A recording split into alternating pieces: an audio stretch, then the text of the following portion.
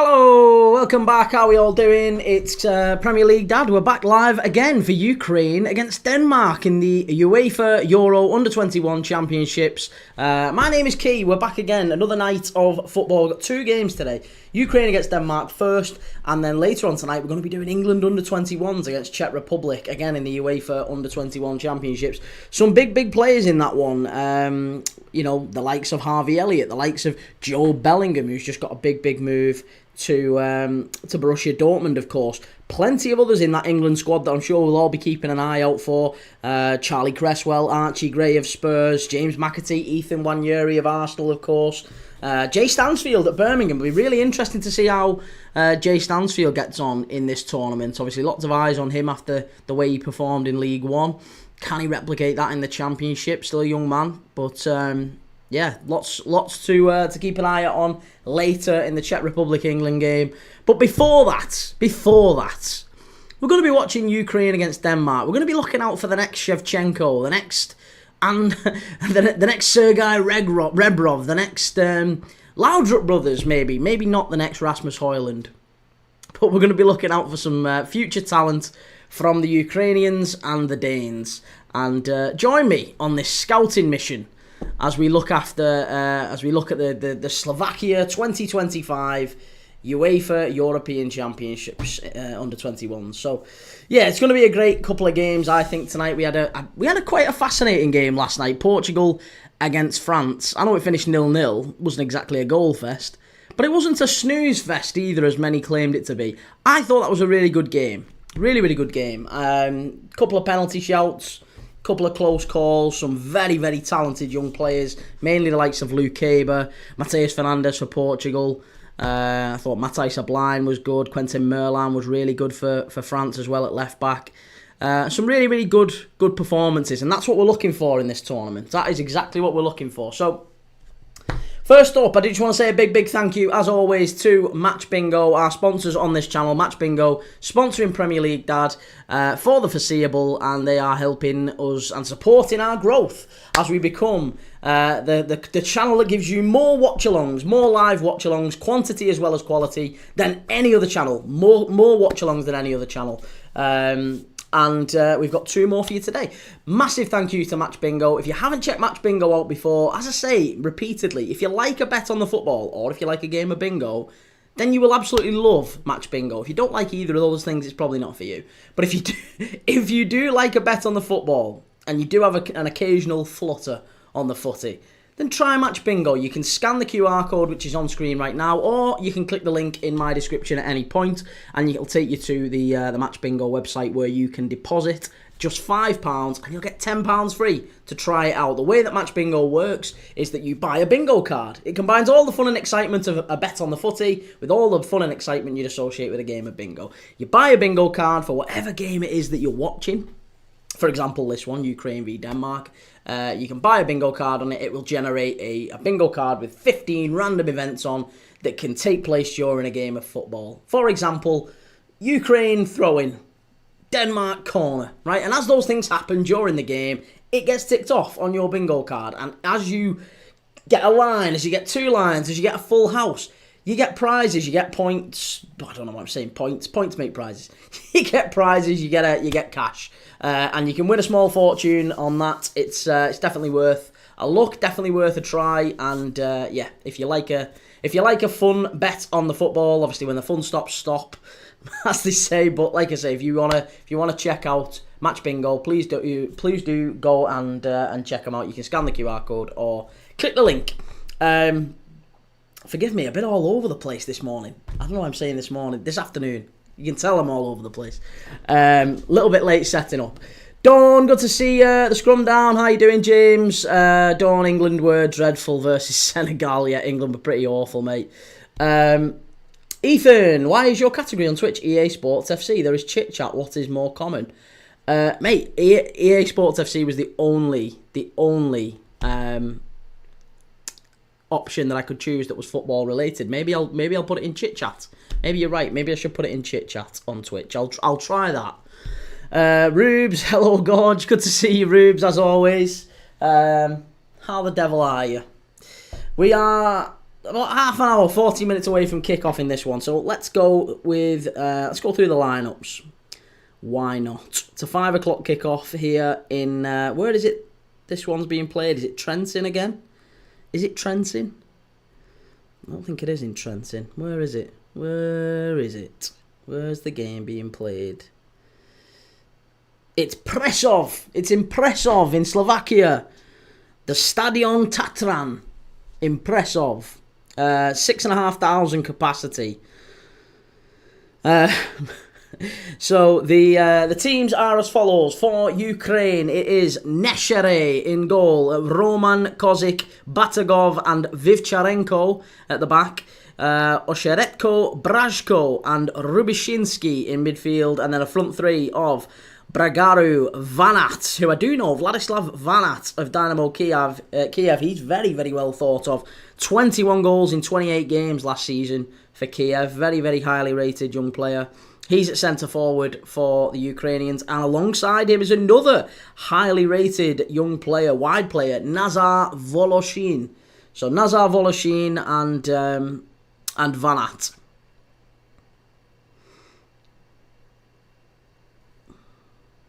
And then, I've just seen the chat. Sorry, give me a minute, guys. I'll come back to you. And then for Denmark, it is in goal, Ljungdahl.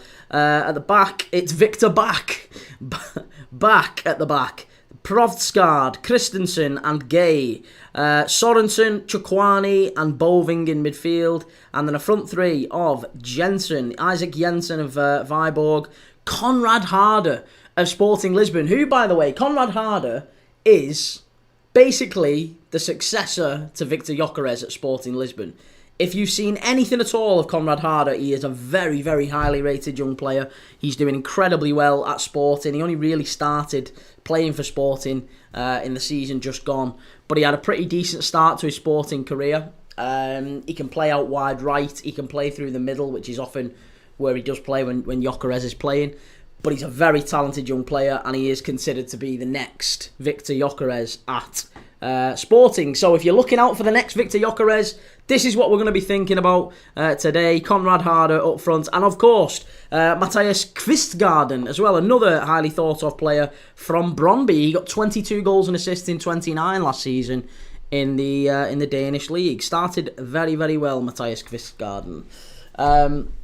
1 second, Dawn, did you get the reminder? I don't know what reminder. What reminder are we talking about? Ethan, if you do chit-chat, it'll be more common for people to join on Twitch. Okay, all right, I'll try that, Ethan. Thank you very much for that tip, mate. I will absolutely do that. Ethan, Key, what do you think of Trent's new name on his kit as Trent and 12? I think it's just another example of the man's ego, isn't it? Trent 12. I mean, look, the number I'm not that bothered about. The number doesn't mean anything, and not really even bothered about the name. But your name's Alexander-Arnold. Why are you putting Trent on the back of your kit? He's just trying to get that Ballon d'Or, isn't he? He's chasing that Ballon d'Or. I'm telling you, he'll be playing for Real Madrid Castilla in another 18 months, that lad. He doesn't realise it yet, but it's coming. It's coming. The Scrum Down Live. Thoughts on Uzbekistan qualifying for the World Cup for the first time? Uzbekistan, fantastic. One of the first, I think the first stan to ever qualify for the World Cup out of all the stans. Afghanistan, Pakistan, Turkmenistan, Kazakhstan, all of them. All of the stans. I think there's 9, is there 9 or is there 11 stans? I can't remember. There's various stans, obviously, known collectively as the stans in that part of the world, and Uzbekistan are the first stan to qualify. Dawn, daily reminder that Huddersfield have more league titles than Tottenham. Yeah, as always. Substub, yo, good to see you, mate. How's it going?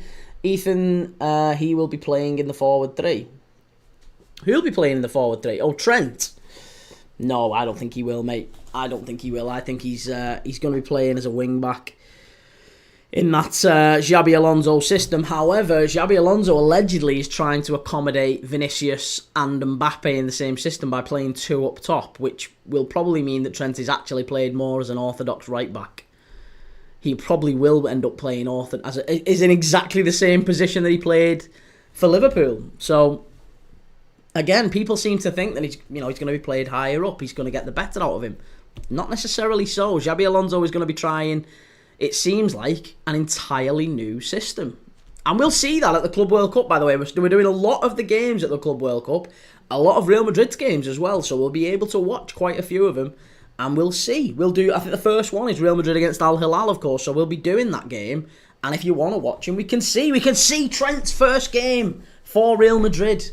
And we'll see where he's playing and how he's getting on. I think he might be a lot deeper than some people maybe expect him to be. Ethan, I'm getting some new tattoos soon. Nice.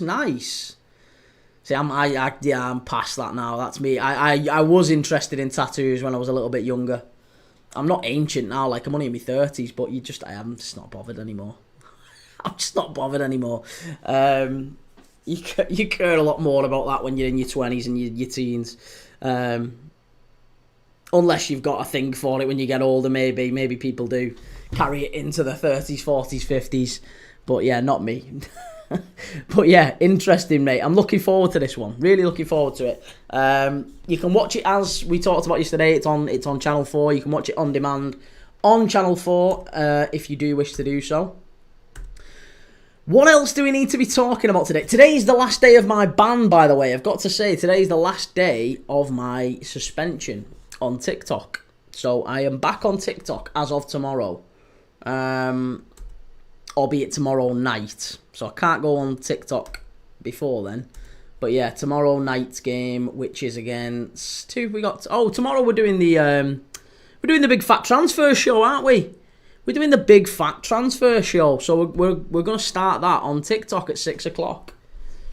As well as YouTube, obviously, as well. But yeah, the big fat summer transfer window show. Rubes, you're over the hill. Past it, mate. Past it. Long gone. Channel 47 on Sky again. Yes. Yeah. Stub, you've been banned again. Why? I don't know if you're... I've been banned again the last... I don't know if you're talking at the same time. I got banned a week ago. I got a 1 week ban. And that ends tomorrow, the 13th of June.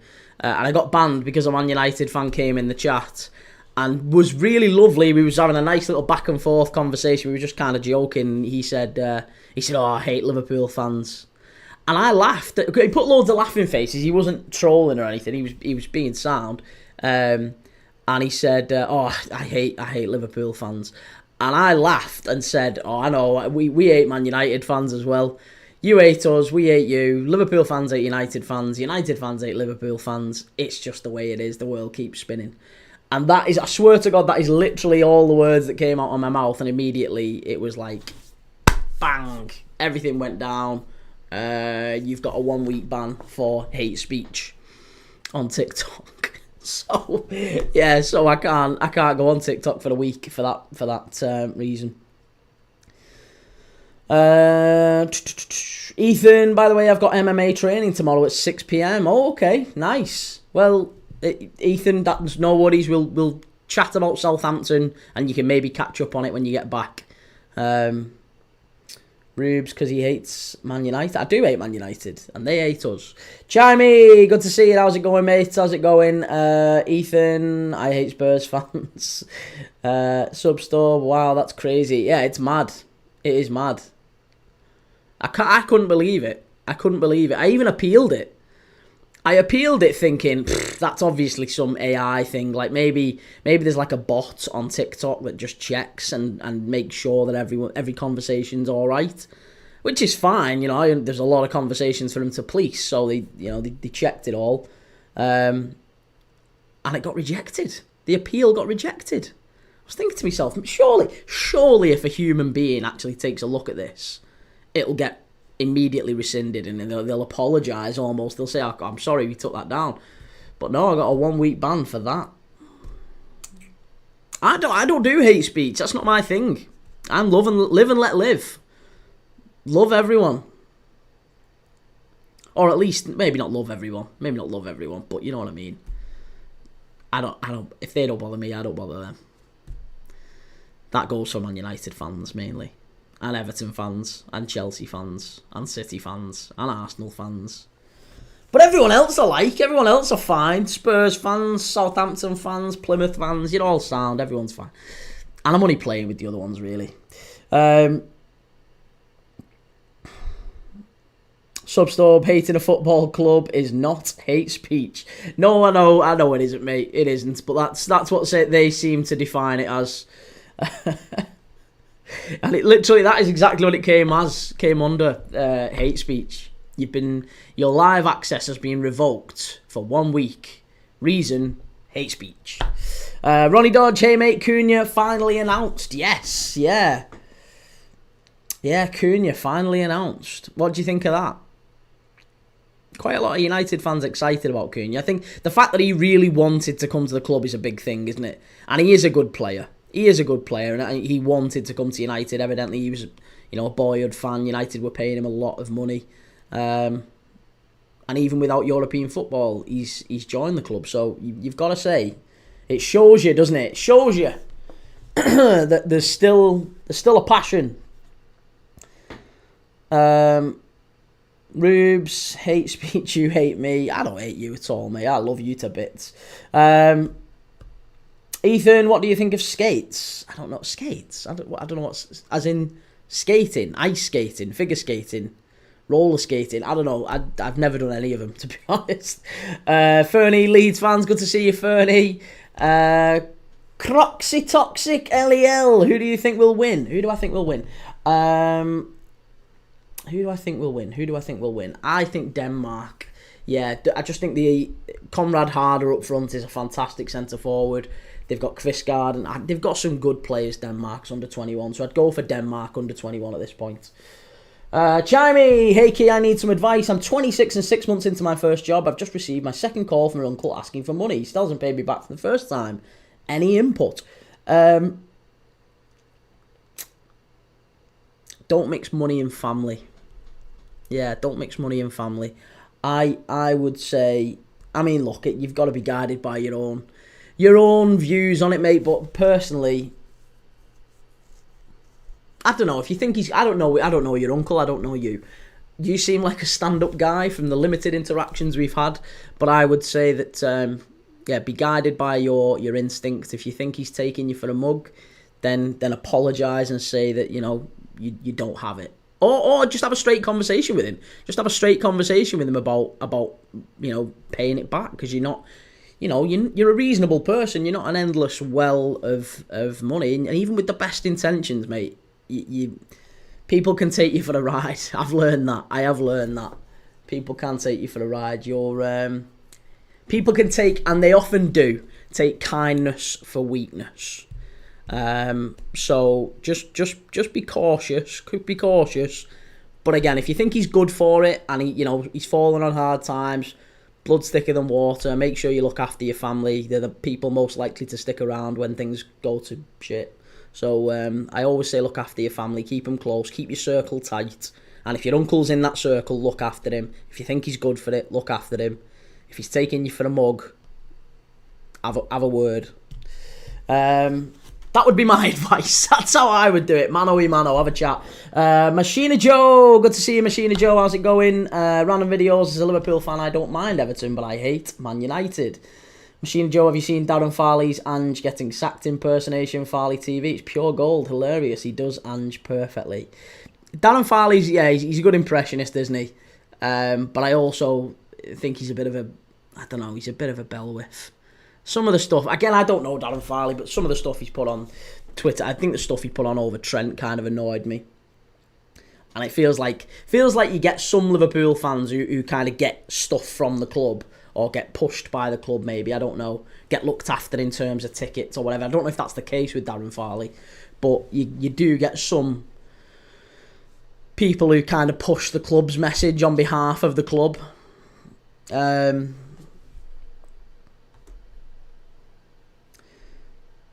Ronnie Dodge, I'm excited for Cunha, but he needs to work hard. Most players think they have made it. Yeah, this is it. Most players think they've made it when they get to United, rather than just thinking, right, this is the start. We've had a lot of players like that at Liverpool. I remember when Liverpool were we'd fallen and we were just coming back up, and we signed Ryan Babel. And Ryan Babel was a typical example of a player who thought, and maybe even to a degree, Djibril Cissé. I mean, Djibril Cissé was unlucky with injuries, but Ryan Babel, you felt that he thought he'd made it at Liverpool, and he had so much more ability. Ethan Skates is Pompey. We call Pompey Skates. All right, okay. I don't know why. I like Portsmouth, to be honest. I like Portsmouth. I don't mind Portsmouth as a team, as a club. I don't mind Southampton either, for what it's worth. I can't hate either team that Peter Crouch played for. Substub, tell him to do one as you're trying to get this money in abundance. Fernie, heard Wilder's been sacked at Sheffield United. Have you heard anything on it? I've only heard this is probably the same news that you have, that came out to Sky Sports, I think it was this morning, that there was a split on the Sheffield United board.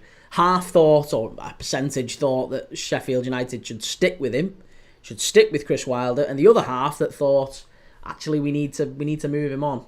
So if they've sacked him, then obviously they've made that decision. Very sad. Ronnie Dodge, I want Thomas Frank to be successful, but people need to remember this is Spurs. I like Spurs. I don't know what the issue is with Spurs. I quite like them. I think they've got a great side. I think Ange was a little bit unfortunate to lose his job, but in part, I think he was a little bit naive too. And Thomas Frank's walking into a great situation. He's got Champions League football. He's got a young squad. And he's a very, very good manager, Thomas Frank. He's a very good manager. Random videos. What is this game on? It's on Channel 4 on demand, or you can watch it on... is it 47 on Sky, did you say, Ethan? You can watch it on Channel 47 on Sky. It's on Channel 4's app, or you can go, if you've got a smart TV, you can go on Channel 4 and watch it for free. Chimey, he's a close uncle, so I have to help, but I'm literally on my own. Well, you don't have to help, mate. You're a grown man. He's a grown man. I'm sure you can talk to him and say, look, I'd need some reassurance in terms of a commitment from you, in terms of how can you pay this back, when can you pay this back. Because to be honest, would you mind, I'm sure, you seem a reasonable guy. If your concern is that you're just going to keep giving him money and giving him money and giving him money and he's not going to give it you back, I just have a chat with him, mate. Just have a chat with him and just say, look, I need some sort of a reassurance here that you can send some back my way. Ethan, it's called Skates because it's a lower ranking role in ships and it's offensive. Is it really? Again, news to me. But I guess it doesn't surprise me that there's nautical themed insults being thrown around in Southampton and Portsmouth. Ronnie Dodge, by going by the transfer window so far as a United fan, I'm gritting my teeth. Liverpool will get 21. I don't know, mate. I think City have had a very, very positive window, City have had a very, very positive window. Liverpool have had a very encouraging one too. I mean, we get Kirkes, Wirtz, Frimpong, we've got Mamadashvili coming in. All of that's a great start.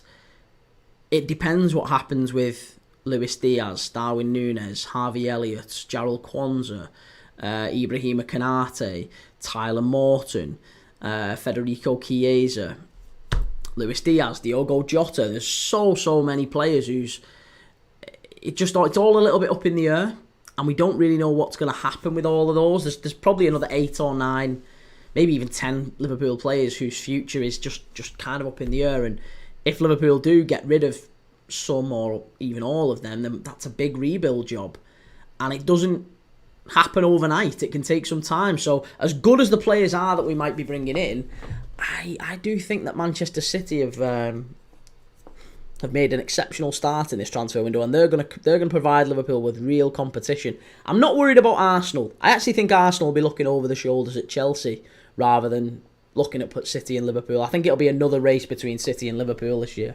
I am not concerned with Arsenal at all. They're looking at Gyökeres and Sesko for centre forward. It doesn't bother me. They're looking at Zubamendi in midfield. Again, doesn't bother me.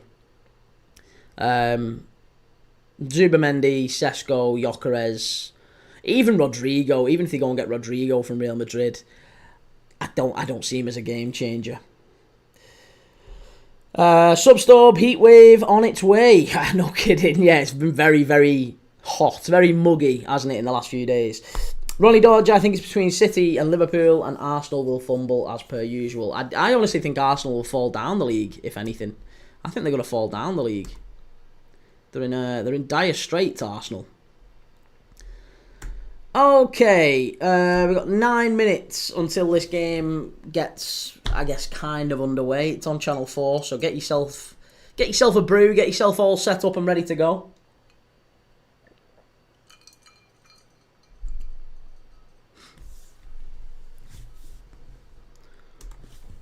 What else do we need to be talking about today? Let's have a little look on Twitter. Let's see what news we're missing.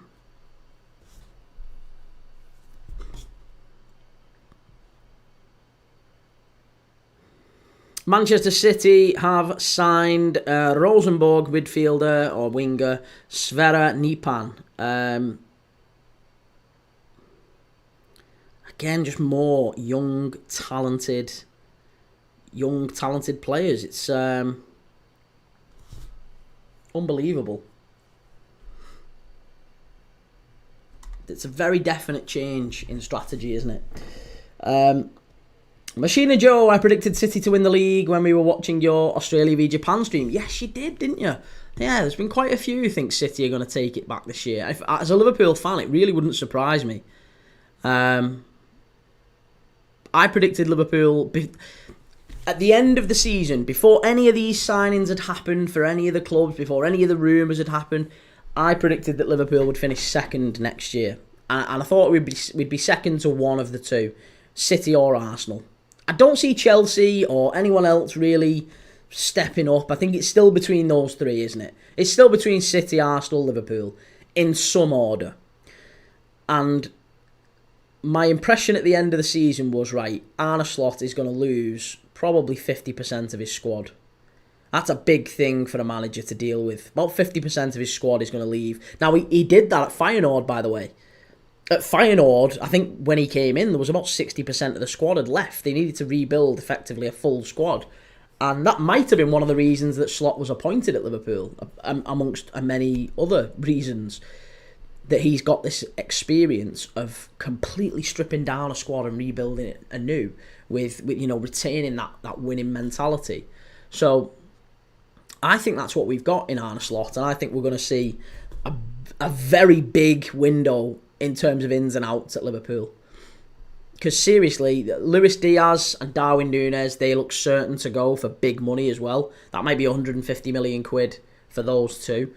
Harvey Elliott, again, you're looking at maybe 50 million. Jarrell Kwanzaa, 40 million is allegedly the rumour, doing the rounds with him. That's 240. Tsimikas, maybe 10 million for him. Tyler Norton, maybe 25, 30 million for him.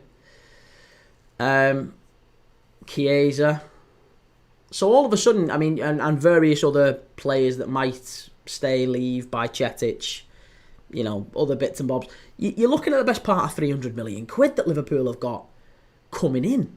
So, honestly, I'm looking at it and thinking, well, we've spent maybe 70 million on Frimpong and Kirkes. If you throw in another 120 for Wirtz, call it 200 million. We're probably going to be 100 million up based on what we have right now. If we sell all those players, and I do think all of those go, by the way. I really, really do think all of those leave. Plus Kelleher's money as well. Kelleher's already left. So, yeah, we've probably spent about 200, or we've committed to 200, and there's probably about 300 million of outgoings still to leave the club. That's a lot of work to do. And then you think, okay, well, if Liverpool commit to spending 200-300 million this window, which we do have the ability to do in terms of PSR headroom, by the way, that means probably another 200 or 300 million to spend. It's going to be a big window for Liverpool. I really do think that. Ronnie Dodge, could you see a situation, the building is that high, they do eventually sack Arteta? No, I don't think they sack Arteta. I think Arteta could resign, though, under overwhelming fan pressure. The only thing that will stop or the only thing that will make Arsenal sack Arteta is if the Champions League looks like it's in danger of being, if it looks like they're not qualifying for that. Arsenal have spent big money and they've got a stadium to pay for and they've forecast Champions League revenue. That's the only thing that will make the guys upstairs panic, is if it looks like Arsenal might be falling out of the top 5. I don't think Arteta's taken Arsenal outside the top 5. I think there's a chance they might finish 4th this season. Maybe 4th, but I don't think they finish 6th. So they'll be okay. And it'll just be a frustrating season for Arsenal. And the fans will get angsty and they'll get on Arteta's back. But the board will stick with him. And for that reason, I don't think the board sack him. I think they'll stick with him as long as they get in Champions League football. Unless it feels like the players are turning on him. Ben, I think we retain the league next year and City will win it the year after. A lot can happen between now and then. But that's what I'm saying. I think this City rebuild, we do well but need a year. Fair enough. Yeah, City have got a lot of work to do as well as Liverpool. I just feel like they've started maybe a touch faster. And I think they've maybe got a little bit less to do. I know they finished a long way behind Liverpool last season, but looking at the squads, looking at where the two finished, I really do think that, yeah, City have got less to do than Liverpool. Ronnie Dodge, Chelsea, Newcastle, Spurs will struggle with the league and Champions League football. I don't think Chelsea will. Chelsea got a very big squad.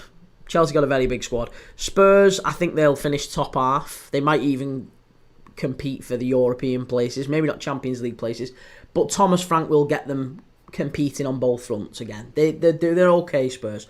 Newcastle I am a little bit worried about, purely because there's talk of Isak leaving. That is still doing the rounds. There's a lot of players most of the rumours for Newcastle is with players leaving the club. That's when you search Newcastle transfer news, it's mainly the likes of Isak, Livramento, Gordon, two of those with Liverpool, by the way, Livramento with City. Lots of other players being linked with moves away from the club. And then you look at the players being linked to join Newcastle. Trafford from Burnley. And Burmo's already turned them down. If you're Alexander Isak and you're thinking, how can we kick on next year? That's really going to be frustrating for him. I know it's still early. I know it's still in the middle of June. There's still a long way to go. But you're already seeing as well articles being leaked out of Newcastle's, from Newcastle journalists saying there's a Saudi tax on Newcastle because they're owned by the Saudi Pro League, the Saudi Investment Fund. All of a sudden, every price that gets quoted to Newcastle is 20-30% higher than it would be to everyone else. And that's one of the things they didn't realise, or at least what they didn't countenance for. So I think Newcastle are going to find it really difficult to find value in the transfer market. And I think they are going to struggle next year. Yeah, I think they are going to struggle. Ethan, who is better, Ricky Lambert or Peter Crouch? Peter Crouch every day of the week. Ben, we won't get 25-30 for Morton. Behave, he's a good player, but never will we get that fee. Ben, have you seen the likes of the players that we've sold in recent years? Tyler Morton was named in the Championship Team of the Year 12 months ago. He must have had bad advice, or the club maybe persuaded him to stick around for 12 months. But 12 months ago, that lad was named in the Championship Team of the season. He's played in Germany. He's a very talented player, Tyler Morton. A very, very talented player. And I have no doubt at all, if we're talking 50... Look at, mate, he's in the England under-21s most of the time. He's playing really, really good football. How old is he now? 22, 23, 22, right? He's 22. I don't know why I said Germany. I didn't mean Germany. He played at Blackburn. He played at Hull. When he played at Blackburn and Hull, German teams were looking at, I'm sure it was Salzburg in Austria or Leipzig. It was one of the Red Bull teams were bidding for Morton. In fact, I'm going to try and find that article. RB Leipzig, Morton. There you go. Permanent transfer. Could fetch over £20 million. That was in June 2024. I think we get 25 for him easy. I really do. And the reason being, he's a year on. He has played some football for us last year. Ronnie Dodge, Trent doing his whole speech in Spanish. I do actually feel sorry for Liverpool fans. He snaked on you lot. Well, do you know what? Nobody will say that now, will they? Everyone was saying, oh yeah, Liverpool fans just upset because the player's leaving. Yeah, of course that's what it is. Of course that's what it is. It's because he's been lying for the last 18 months. That's why Liverpool fans were annoyed, and quite rightly so, of course. Right, let's get this turned on. Here we go. Ukraine v Denmark. We're almost there at the Tatran Arena in Prešov. Ben, who's your top 5 key for next year? A lot can happen this summer, but who would it be? My top 5 for next year would be Liverpool, City, Arsenal, Chelsea, Spurs or Villa. Spurs or Villa. Spurs. I'm going to go Spurs. Liverpool, City, Arsenal, Chelsea, Spurs. Machina Joe, Spurs will be much better. And season 3 was a disaster waiting to happen. You really don't like him, do you, Joe? Ronnie Dodge, I actually like Bruno G from Newcastle. Seems a decent midfielder. He is, but he's a diver. He's a big diver. Ethan, he stands just over 6'3". Ricky Lambert, he'll take us to the Premier League. Southampton's goal machine, Ricky Lambert. Ricky Lambert was awful for Liverpool. Ben, I'll have another bet with you that he will not go for north of 25 million. I'm not disputing his talent. Well, Daniel, but you're picking hers. Apparently, we've already knocked back a bid of 20 million from RB Leipzig. We sold Ryan Brewster for 30 million quid. We sold Dominic Solanke for 30 million quid. I don't think you quite appreciate the ability of Liverpool to squeeze as much out of young talent as we possibly can. We've got Jarrell Kwanzaa's going to go for 40 million quid. Tyler Morton's had more football than Jarrell Kwanzaa for the most part. In fact, let's have a look at that. That would be my guess. How much footy has Tyler Morton played? Because he was a regular for Blackburn and Hull, right? So he's made over 100 career appearances at the top level, right? I bet Jarrell Kwanzaa's nowhere near that. I bet you Jarrell Kwanzaa is nowhere near that. How much is Jarrell Kwanzaa on?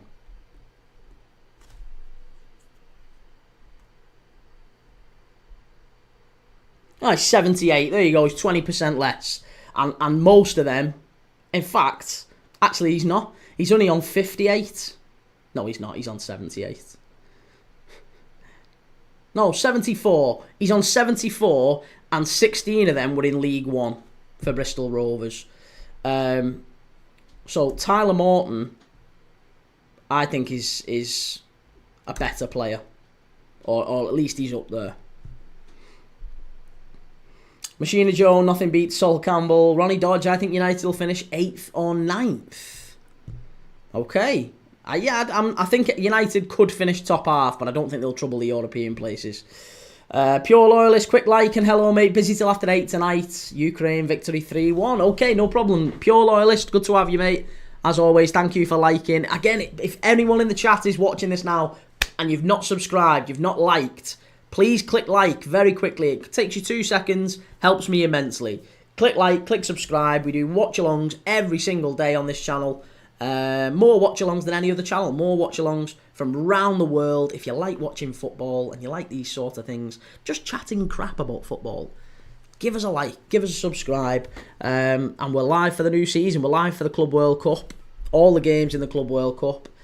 And yeah, really looking forward to the European Championships. Under 21s here.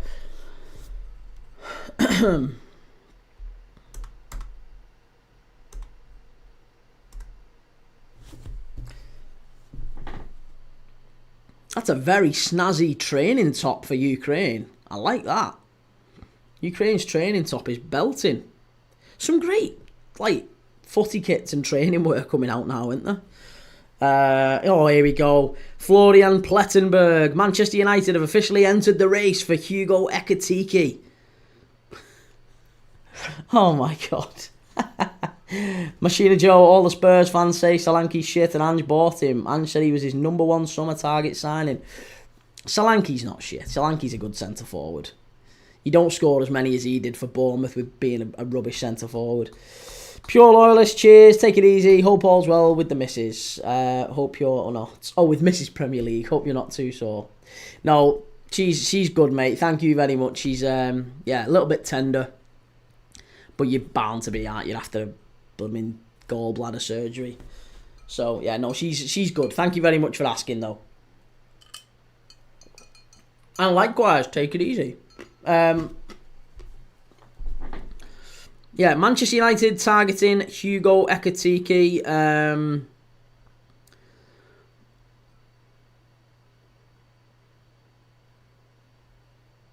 According to AS, Zubimendi is going to go to Arsenal. Apparently, Real Madrid are targeting other central midfielders, notably Angelo Stiller of Stuttgart is one that they are looking at.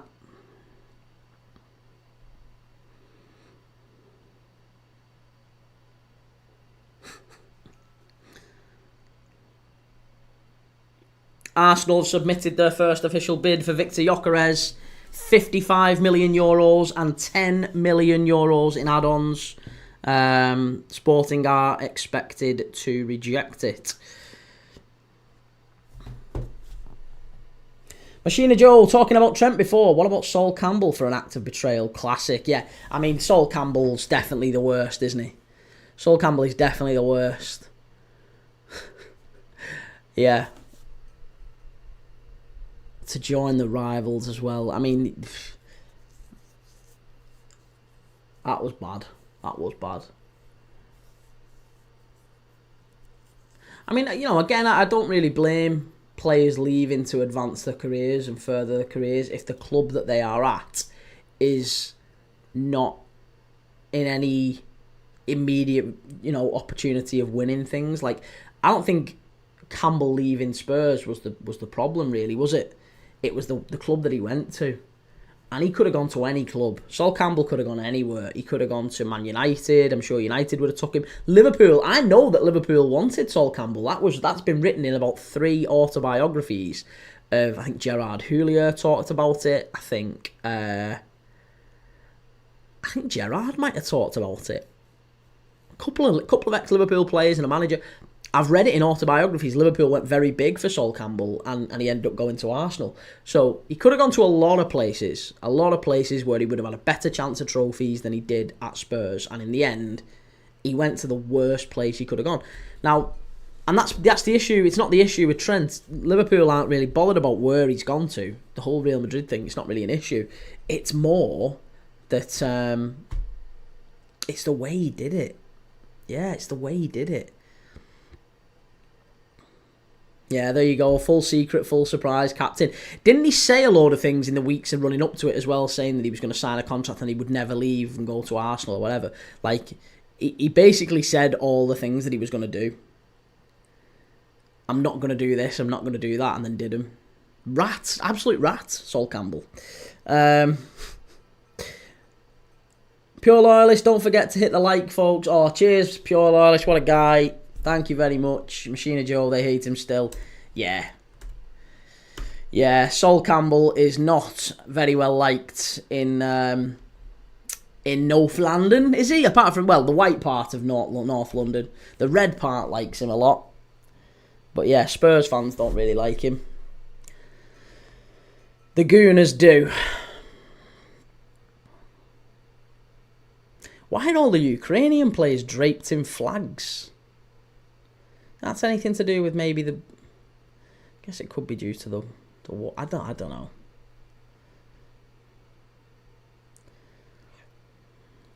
Voloshin, Vanat. They're probably the players that we're going to be looking out for. Brajko as well is another one. I've heard good things about Yarmolyuk as well. I think he's from... Is he at Brentford? Yarmolyuk. But certainly Voloshin and Vanat, they're the two to be watching for Ukraine. For Denmark, it's probably going to be Kvistgaarden and Conrad Harder. Conrad Harder, the centre forward. So both centre forwards for both teams are the two to be watching out for in this one.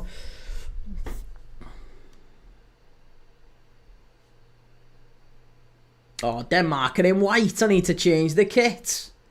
We need to put Denmark in white. They keep surprising me with the kit. I'm going to have to put them in red. There you go.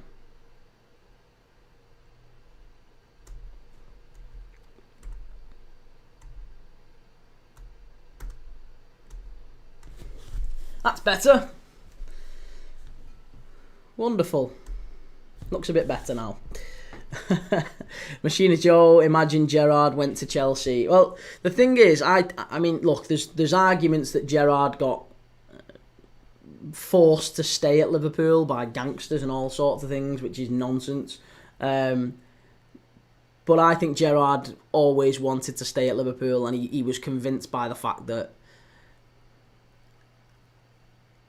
if he'd have stayed and won one Premier League at Liverpool, that would have been worth more to him than 3 or 4 at Chelsea, and it would have been.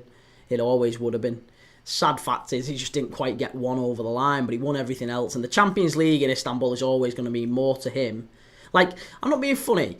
There's loads of very good players over the years, but I think Istanbul lives long in the memory because of Gerrard, because of how this guy basically not sacrificed his career per se, but Gerrard, I think, if Gerrard had chosen to be so totally like self-serving and done what Trent did and gone to Real Madrid, I think Gerrard would be considered up there, maybe even better than Zidane.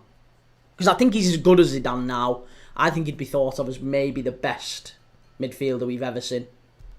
I am not even joking. I think he would have won everything multiple times, and he never did it. He stayed at Liverpool, and he had multiple opportunities as well. This is another thing that it's the hole in the argument that a lot of people throw at him with the whole, yeah, he wanted to go to Chelsea, but gangsters told him to stay, or gangsters forced him to stay. Yeah, that didn't happen, and if you know anything about that whole situation, you'll know why that didn't happen. And also, even if logically that did happen, there was about 30 other opportunities for him to leave throughout his career. He had Real Madrid knocking the door down 2 or 3 times. He had Manchester United, Chelsea multiple times. I'm almost certain he had a Bayern Munich offer, didn't he? Didn't have an offer to go to Munich when they were at their absolute peak. He had loads of offers, Gerrard.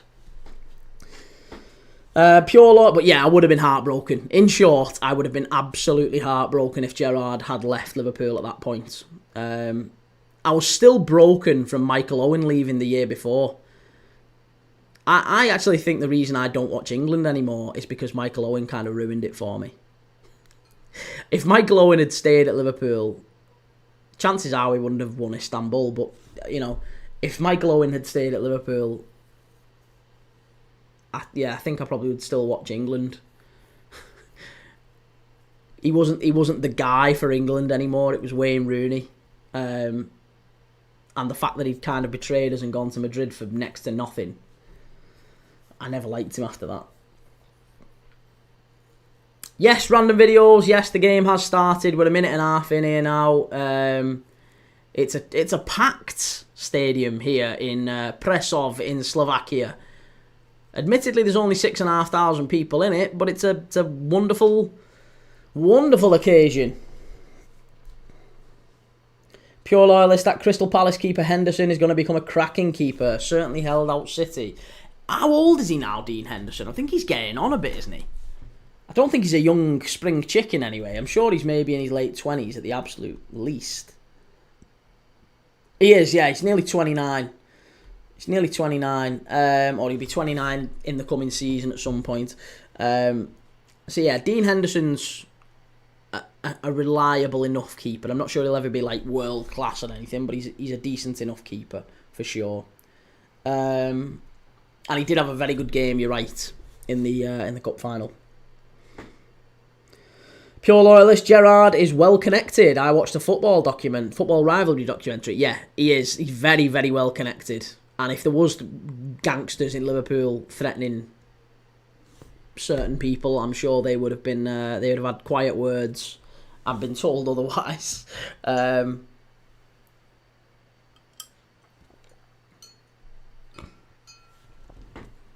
As I say, you can do all your research on this stuff. It's not hard to find. It's such a lazy argument. Pure loyalist, I'd take Gerrard back to Ibrox in a heartbeat. I'm sure you'd have him over Russell Martin, yeah. Ukraine doing all the pressing in the opening 3 minutes here. It's all Ukraine. Is this a plastic pitch? I hope not. Oh, it's awful watching football on a plastic pitch. You can tell it's plastic. It's not kicking up anywhere.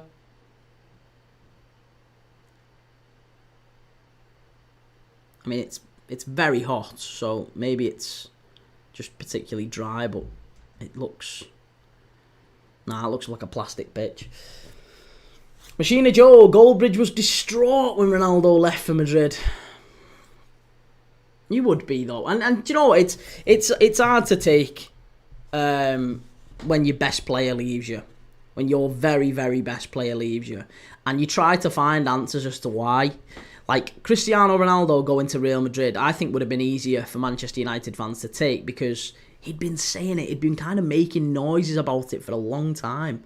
He'd been saying, I want to go to Madrid, I want to win a Ballon d'Or, and maybe one day I will, and whatever.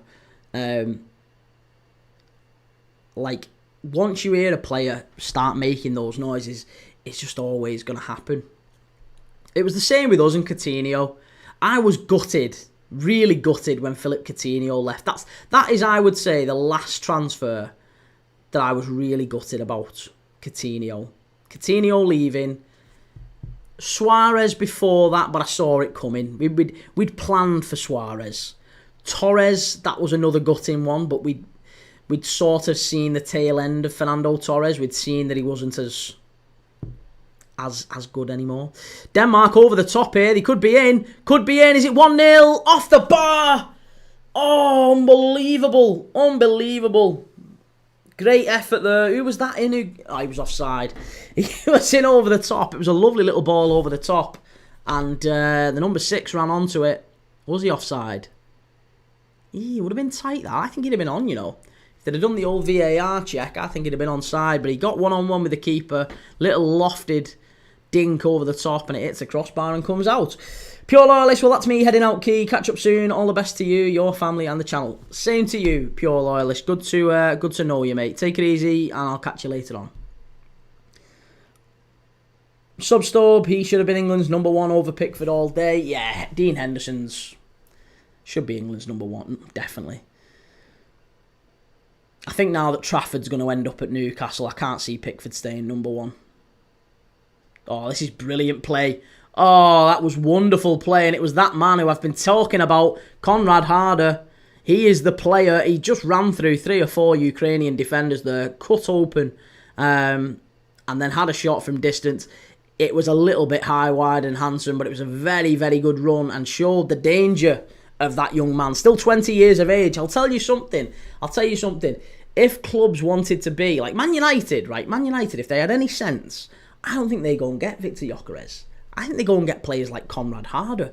Go and spend 25 million on Konrad Harder instead of 65, 70 million on Gyökeres. Because I think he's 6 years younger for one, and I think he's nearly as good. Or at least he'll come over and in 1 or 2 years could be one of the best in the world. Victor Gyökeres is never going to be the best in the world. Not even close. Victor Gyökeres, I don't think he's a top 5 centre-forward.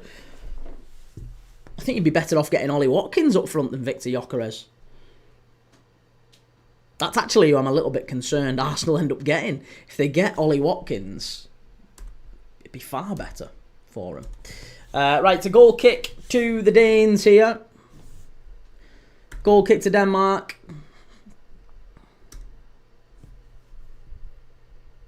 All the way through and headed back to the Ukrainian keeper. Yeah, the pitch is holding up. The pitch is really holding up. It's you can tell it's like an AstroTurf plastic pitch. I'm just going to Google that and make sure I'm right in saying that, but it does. It looks it. It looks it from here. Oh, here we go. Interesting news coming out of Liverpool. Giovanni van Bronckhorst is rumoured to be the favourite to join Arne Slot's staff. He's going to be leading the first team. He's going to be joining as first team coach, Giovanni van Bronckhorst, former manager of Feyenoord, Rangers and Besiktas. Machina Joe, Coutinho was a failure in Spain, never should have left. He's not the first, he won't be the last. Hazard's another one. There's been too many to fail at Real Madrid and Barca. I always wonder why that is, though. I always wonder why that is. Do you think it's the pressure? Like, there's a lot of players who've gone to Real and Barca. Top players as well, by the way. Top players who've gone there and failed. And I just wonder why it is. Maybe it's the pressure for immediate success.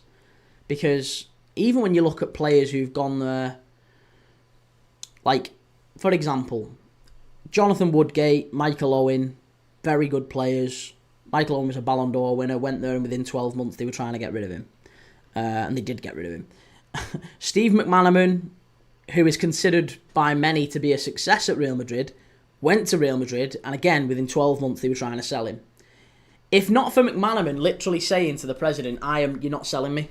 You're not selling me, I'll stay. I'll stay on my contract, I'm staying here. I'm staying, and I'll sit on the bench, and I'll come off the bench. And that's what ended up earning him the plaudits with Real Madrid fans, because he ended up coming off the bench and making a big impact and kind of won his place back in the squad. He was never a first teamer, really. But he obviously came off the bench. He scored in the European final, that lovely little scissor kick goal. And yeah, he's remembered for his hard work and his commitment rather than anything, not necessarily his skill. And when McManaman left Liverpool, I don't think there was a better left winger. Maybe, certainly not for England. I mean, Ryan Giggs was brilliant. But Steve McManaman, I think, was as good as Ryan Giggs. At his best, Steve McManaman was an absolute brilliant player. Wonderful player. Litigation, how's it going? Good to see you, mate. Good to see you. What are you up to tonight? Anything or nothing? We've had a fast start here in Prešov in Slovakia. Konrad Harder in behind for Denmark. Can he get it in the middle? Oh, good defending by the Ukrainians. Still 0-0. Again, a reminder that we are live later on tonight for Czech Republic against England. If you are going to be joining us for that one, make sure you click subscribe. Make sure you click like. We're going to be live later on tonight. I want to get your thoughts on the Czech Republic England lineups, which we'll see probably towards the end of this game. And I'll keep you updated on any news that comes out, of course. The one being that Giovanni Van Bronckhorst might be joining Liverpool as first team coach. Machina Joe, did you see Modric's assist the other night? Vintage, prime Modric, business as usual. Yes. Yeah, wonderful, wonderful player, isn't he, Luka Modric? Top player. Again, one of the few examples of players leaving the Premier League, going to Spain and just adapting like a duck to water.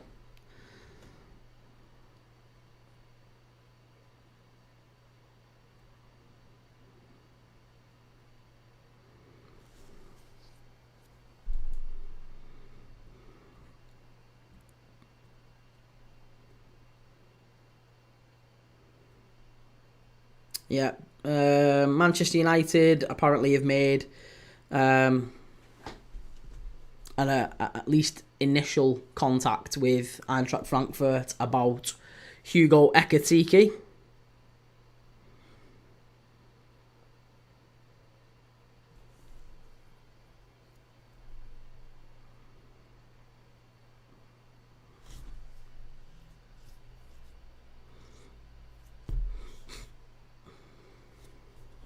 Litigation got over 0.5 goals half time. Ooh, that's bold. That's very bold.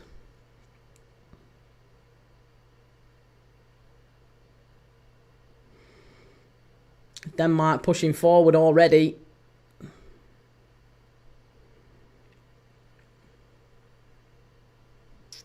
Bit too heavy. It's gone over to the left-hand side here. To the number 7.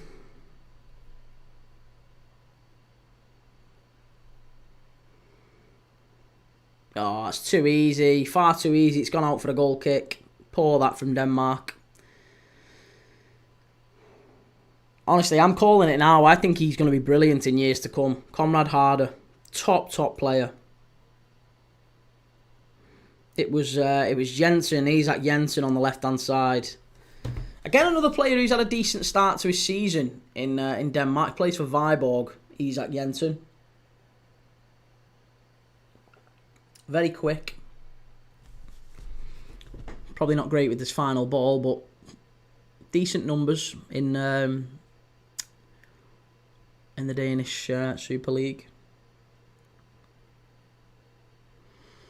Ukraine having most of the ball. I'm surprised at that. 55% Ukraine, 45% for Denmark in the opening 15 minutes. But if I'm really honest, Denmark are doing all of the... They're having the ball in the positions that are going to hurt Ukraine. We actually haven't seen Ukraine do an awful lot in those attacking final third areas. Machina Joe, Ferguson should take over again. Comeback. Goldbridge would have an emotional day streaming. I really like Goldbridge. Yeah, I really like Goldbridge. He's fascinating to watch at times.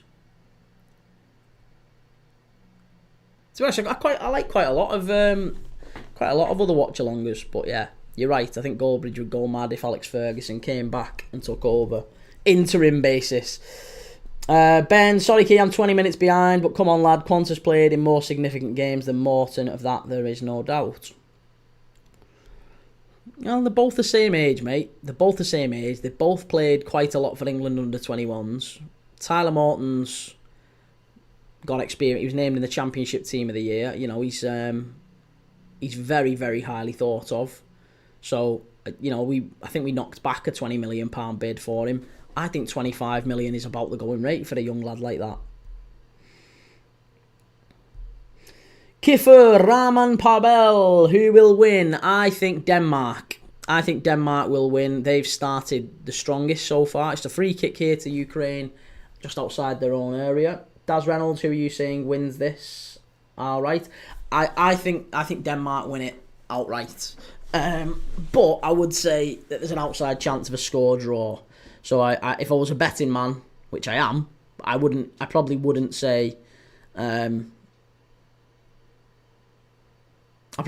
Denmark outright win. But I think if there is an outright winner, it's going to be Denmark. I'm cautious. I would go Ukraine. Denmark or draw, I would go. Ben, even you, the most argumentative person ever, can't deny that. Can't deny what? That Quans has played in bigger games? Well, yeah, he's probably played in bigger games. But again, that's not defining of a transfer fee. Lots of factors go into a transfer fee. I'm not arguing that Morton is going to cost more than Kwanzaa. Just that Morton's not going to go for 15 million quid, which you seem to be intimating he is. And if you're not saying he's going to be less than... If your argument is that he's not going to be going for less than 15 million or less, then you are the most pedantic person I have ever met. Because all I said was it'll be about 25 million. And if your argument is, nah, more like 15... then you need to just chill your beans a little bit. Because we're arguing over split hairs. We're splitting hers. Litigation. Rangers never gave Van Bronckhorst a chance at Rangers. Top class coach. Took us to Europa League final. And took some big scalps on the way. He did, yes. Good reputation in the Eredivisie. Good reputation in Scotland as a player as well, of course. Great player, Gio Van Bronckhorst. And he played for Arsenal as well, didn't he? Scored a great goal for Arsenal as well, if I remember. Couple of great goals. But yeah, Gio Van Bronckhorst coming to Liverpool as first team coach. That is the breaking news that's coming out at the moment. I think that'll be a good appointment for Arne Slot. Daz, the tournament. Oh, the tournament. Who do I think is going to win the tournament? So far, based on what I've seen, I think Spain, but England do have a really good chance. Yeah, England have got a very good chance. We've took a good squad to this. France always, you look at and you think they've got some quality, but yeah, it's the usual suspects. Spain, they were brilliant against Slovakia, the hosts. They were brilliant yesterday against Slovakia. Portugal, France. I thought they were a little bit underwhelming last night, both of those, but France have got a very good team. I don't think Portugal win it. I think it's between France, Spain, Germany and England. Which I know is not necessarily controversial, but I'll go England. I'll go England. Ben, I'm suggesting he won't go for 25 million plus. There's a massive difference between 15 and 25 million. Oh, you could start an argument, you, in an empty room. You could start an argument in an empty room. You're like the Craig Bellamy in this channel. Ben Gio coming to us is interesting. Yeah, I think it's a good appointment. It is a good appointment. I probably would have preferred Dirk Kuyt, but then again, Gio van Bronckhorst has got more experience, hasn't he? He's certainly managed at a higher level, so I think it's a good appointment. A very good appointment. And again, it keeps the old Dutch contingent going, Dutch pool. Here's Ukraine coming through. They've got a big chance here. Ukraine, can they get... Oh, great little play that. Unlucky. Really good play that. Little step over on the edge of the area, and it was Braharu who knocked it in. Cross came across the face of goal. Keeper just about got his hands to it and kept it out, but there you go. That was a good counter-attack by the Ukrainians. Good effort. First real chance for them, I would say that. 20 minutes in, it's been all Denmark. Very impressed with their front three. Oh, and Ukraine have won it back high again. Big chance here. It's, oh, what a goal. Is it over? It's gone over. Van Aert as well, the player who we all said before the game, he's the one to watch. Denmark give it away. The left back here, it's just absolutely shocking piece of defending from the Danes. And Van Aert, he's got to work the keeper there. It's the captain. It's the Denmark captain. It's not the left back. It's not the left back at all. It's, who is it? Who is it? It's Provsgaard. Oliver Provsgaard of Lazio, the captain, 22-year-old captain of the Dane under-21s. He tried to carry the ball out of defence and he got caught. Van Aert of Dynamo Kiev, he robbed him, picked his pocket, picked the ball up, turned, and he's one-on-one with the keeper, and he smashed it over the bar. He really has to do better there, Van Aert. I thought Van Aert was going to be one to watch here. Sadly, it's not been a great start for him. Daz Reynolds, do you start Harvey tonight if you was Carsley? Yes. Harvey Elliott has to start tonight. Has to start. Has to. He's too good to leave out. Well, I'll tell you something. I said that Denmark were all they were the ones pushing forward, but it's all Ukraine now in the last couple of minutes. Since that chance, Denmark are, I think that I was going to say they're desperate for half time, but it's only 20 minutes in. Ukraine have just started to pick the ball up in some really dangerous positions, and Denmark, after starting quite well, I think that's rattled them. That has rattled them. The centre back losing the ball. It was just a bit of a slip. It was really poor from him. And Ukraine are picking up some decent areas. Ball in decent areas. They've got it here on the left-hand side. Swung in. Oh, it's in. It's 1-0. Is that offside? Is it offside? I think it's going to stand. It's 1-0 Ukraine. There you go. 1-0 to the Ukrainians. It's 1-0. Get in. I think there might be a check on this one. I've got to say, there might be a check. It was whipped in from the left-hand side. It was very similar to the goal that we saw. If you've watched this channel at all, you'll remember we did Oldham against Southend in the National League playoff final. And it was one of those balls where it's like, he's on the right-hand side, he's a left footer, he whips the ball in and it's curling towards goal. I don't think anyone touches it. It wrong foots the keeper. The number 9 slides in at the end. I think if he gets a touch and that gets ruled out for that reason, oh, good grief. Good grief. Who is it who actually gets it in the end? Is it Van Aert? Is it Van Aert or is it Voloshin? It's Voloshin. Voloshin with the goal. There you go. Ukraine 1, Denmark 0. What a start to this game. Litigation, GVB, good appointment for the Reds, yeah. Carambolo 3000, VAR, no, it's all good. There was a VAR check. Oh no, there is a VAR check. There is still a VAR check. The ref pointed to the centre circle and now it's come up and said VAR goal check. I think he's going to be onside. I can't see a reason why this would be chalked off, to be honest. I think it should be fine. Voloshin with the goal. Yep, goal given. Goal given. It's going to stand. Ukraine 1, Denmark 0. There you go. Litigation had over 1 goal, or over no goals, 0.5 in the first half, and you've got it. Well done. And Denmark are going to have to do a little bit better. They have to pull the socks up here, because after starting the game so well, I actually thought Denmark would kick on and maybe take the lead. You know, they've got the better attack, but they've been really poor in the last 10 minutes. They've been really disappointing, the Danes.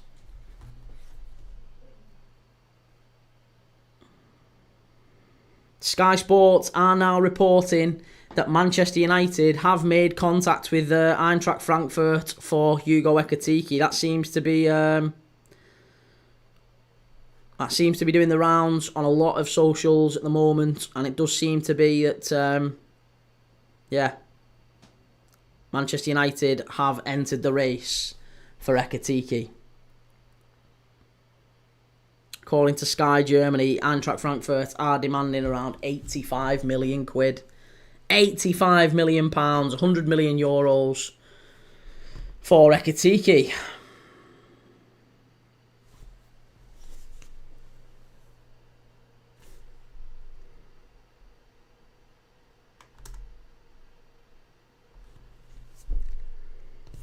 Well, we've seen the first goal of the UEFA Under-21 Championships.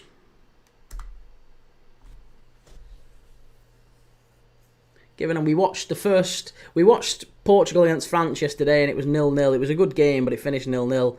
And we've actually finally seen our first watch-along goal in the Championships, and it's Voloshin. Oh, he's here again, Voloshin. Very, very good down that left-hand side. He's got Van Aert in the middle. Here he is. Good turn. It's going to go behind for a corner. That's better from Ukraine. And Denmark look rattled. They look very... they've lost a bit of composure. Can't keep the ball.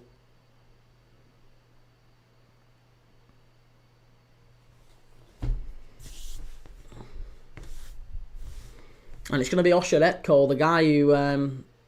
I think he got the assist. Did Osheretko get the assist? Osheretko's going to take the corner as well.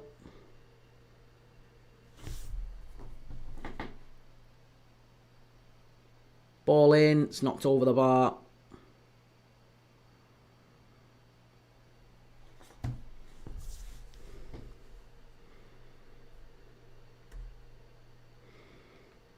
Litigation. Yeehaw. Over 0.5 goals at half time. Happy days. Well done, mate.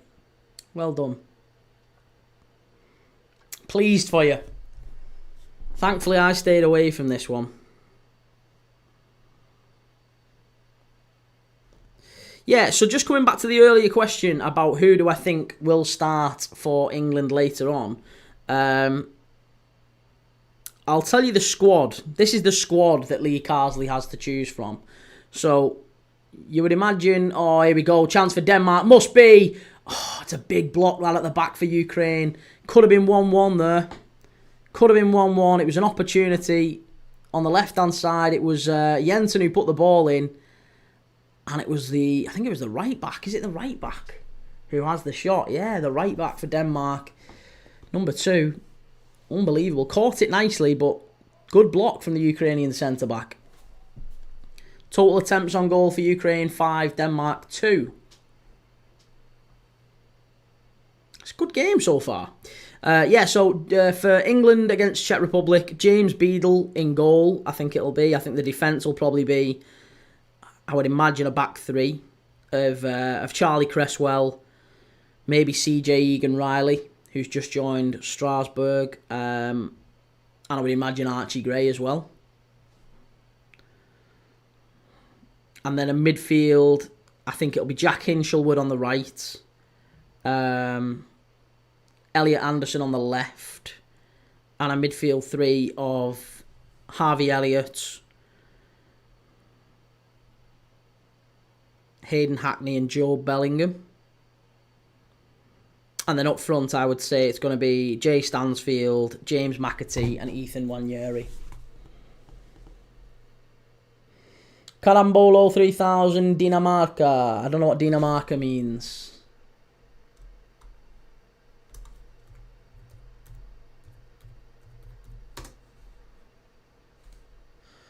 Oh, Dinamarca is that the...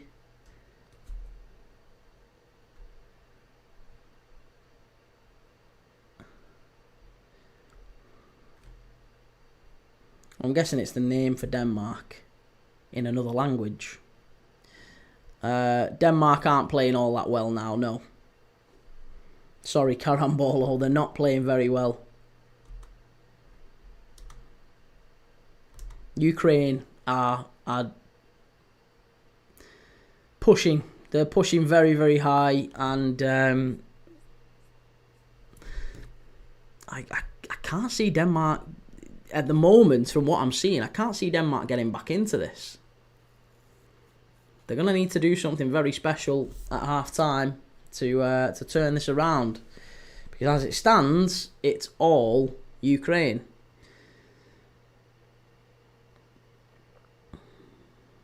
Ukraine are even first to all the 50-50s as well. All the 50-50 balls. So it's going to take something pretty special for Denmark to turn this around. Or for them to start winning their individual battles at least.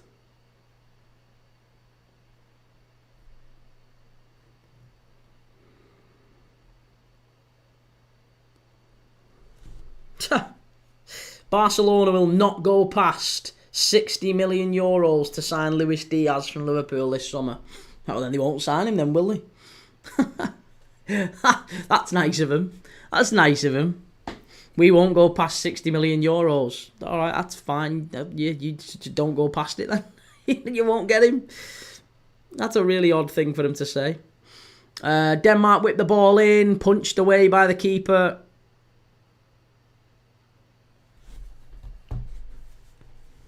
Too easy. Far, far too easy.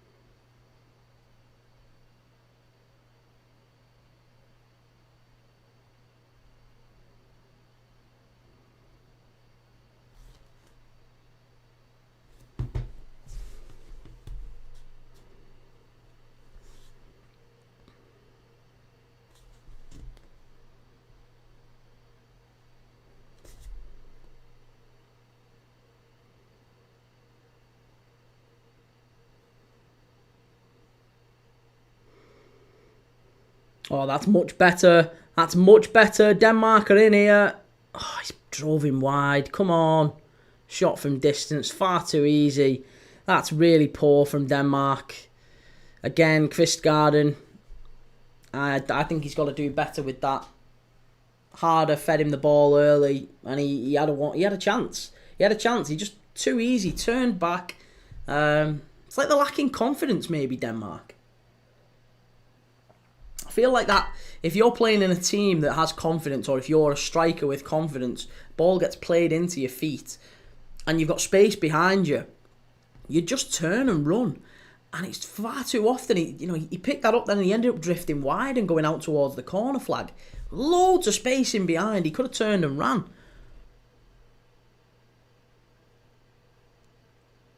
That's better from Denmark. Much better. But again, Ukraine winning all the 50-50s, all the second balls. It's no surprise that Ukraine are in the ascendancy. That's going to be a foul and a yellow card. That's going to be the easiest decision the referee's got all day. It was a quick throw there by Denmark. And the Ukraine fullback, he lost Jensen, who has caused a lot of problems on that left-hand side. It's been Jensen, Isaac Jensen of Viborg, very quick left winger for Denmark, causing Ukraine's right back quite a bit of problems. And yeah, the it wasn't the right back actually. It was a centre back, Roman. He spun off him, and the long throw went over, and Roman literally rugby tackled him and dragged him down. And yellow card to Ukraine. First yellow card of the game. Easiest one as well for the referee to give. Free kick here to Denmark. They play it short, and they give it away. Oh, so easy. And they win a corner. Fortunate to win a corner. Big deflection. It's gone behind. So it's going to be a corner to the Danes. Disappointing. Litigation. How's your wife after surgery, Kate? She's okay. She's all right. She's sore, I guess is the phrase. She's in a little bit of pain, which you're always likely to be after surgery, aren't you? So yeah, she's in a little bit of pain, but she's okay. She's not terrible. She's coping. I'm doing my bit for her, and then on the night I'll come out and watch a bit of football with you lovely people. But yeah, during the day I'm looking after her. Ben, which number 9 do we get? I still think Isak's on the table. I think Alvarez is on the table. Depends what happens with Darwin Núñez. There's rumours that Atletico Madrid are looking at Darwin Núñez. If that's the case, then you'd imagine that Alvarez comes into play. I think if Liverpool can get the outs done, we probably would be interested in Alexander Isak. But only if we get our outs done. Like, if we get them done and we get them done quick, I think there is a world where we just go and give Newcastle whatever they need for Alexander Isak. So, yeah, Isak, Alvarez. If there's anyone else beyond that, maybe Ekitike. Maybe we get involved with Ekitike.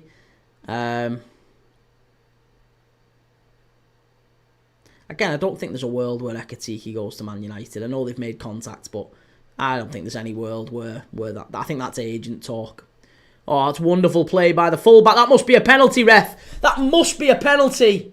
How have Denmark not got a penalty there? Massive claim for a penalty. It was wonderful play by the Danish left-back. Picks the ball up, driving forward. Andy Robertson at his absolute best. Inside, then outside. Cuts inside, gets into the penalty area, and the Ukrainian centre-back just left a lazy leg. Oh, I don't know. Maybe I've called it wrong. Maybe there was a slight dive in that one. I think I've maybe jumped the gun, because that did look a penalty at first glance, but on the replay, no. And again, that just shows, doesn't it? Just shows how hard a job referees have. On the replay, that looked like a clear dive. But at first, I thought that was a pen.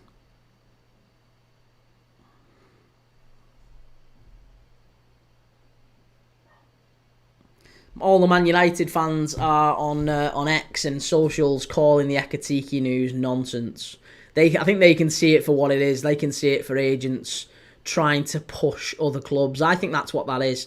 I think Liverpool have basically made their mind up that Hugo Ekitike is maybe third option. If Alvarez is a no, if Isak is a no, then we'll look at Hugo Ekitike.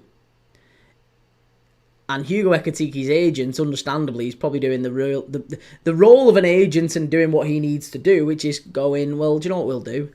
We'll speed that up. We'll just let other clubs know, or we'll put out a story to journalists that we're in with, and we'll say, Manchester United, we'd love to come to you, or maybe it's just a blag story. Maybe United haven't made contact with them, because it's there, isn't it, to try and push Liverpool into making a quick decision, so that Liverpool don't go, if we can't get Alvarez and we can't get Isak, and we know how hard those two are going to be, maybe we're better off just going getting Ekitike. Denmark pushing forward again. Very, very good defending by Ukraine at the back. I can't fault him. It feels like it's Conrad Harder, the centre forward for Denmark. It feels like it's Conrad Harder against the Ukrainian defence. Kvistgaarden and Jensen haven't really done enough, I don't think. to help support him, and the midfield is way off it. The Danish midfield is way off it. They look lost in there.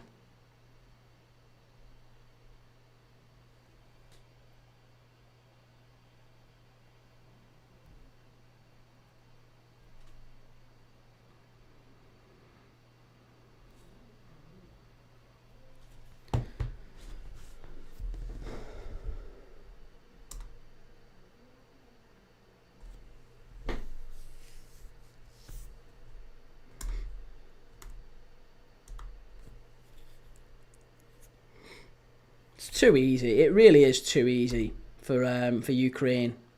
As much as I'm complimenting them and saying that they've done well defensively, it's just too easy. They've taken their foot off it a little bit since the goal. Ukraine have they got the goal, and it feels like they've gone, do you know what, what we have we'll hold. Let's keep hold of the ball and try and hold our position. Let's be rigid. Try not to concede too many chances. And they've done exactly that. They've done exactly that. And they're still winning all the 50-50 battles. All the second balls are Ukraine's, Denmark, and that's usually how you can tell which team is going to win. Who's picking up those second balls? Who's winning up those 50-50 challenges? And it's all the yellow shirts.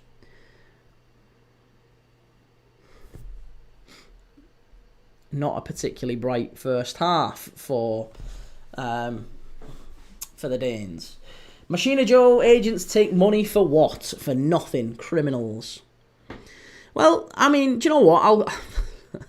I'll say it. If nothing else, for agents, they work in an industry that is incredibly inflated in terms of money. And if you're a salesperson and you're negotiating a deal that's worth maybe £150 million, typically as a salesperson you'd get between 10 and 15%, depending on what industry you're in.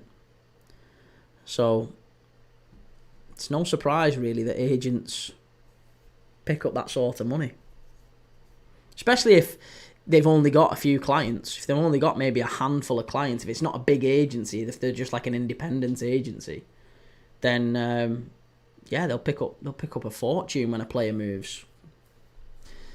Here we go, Ukraine getting into the box. Good play, much better from Denmark. Getting the ball away this time. Defensively, a lot better than they were for the goal, for sure.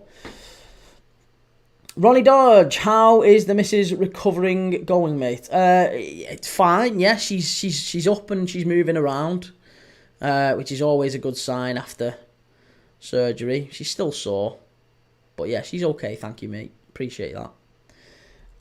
Litigation, hoping for over 2.5 goals at full time.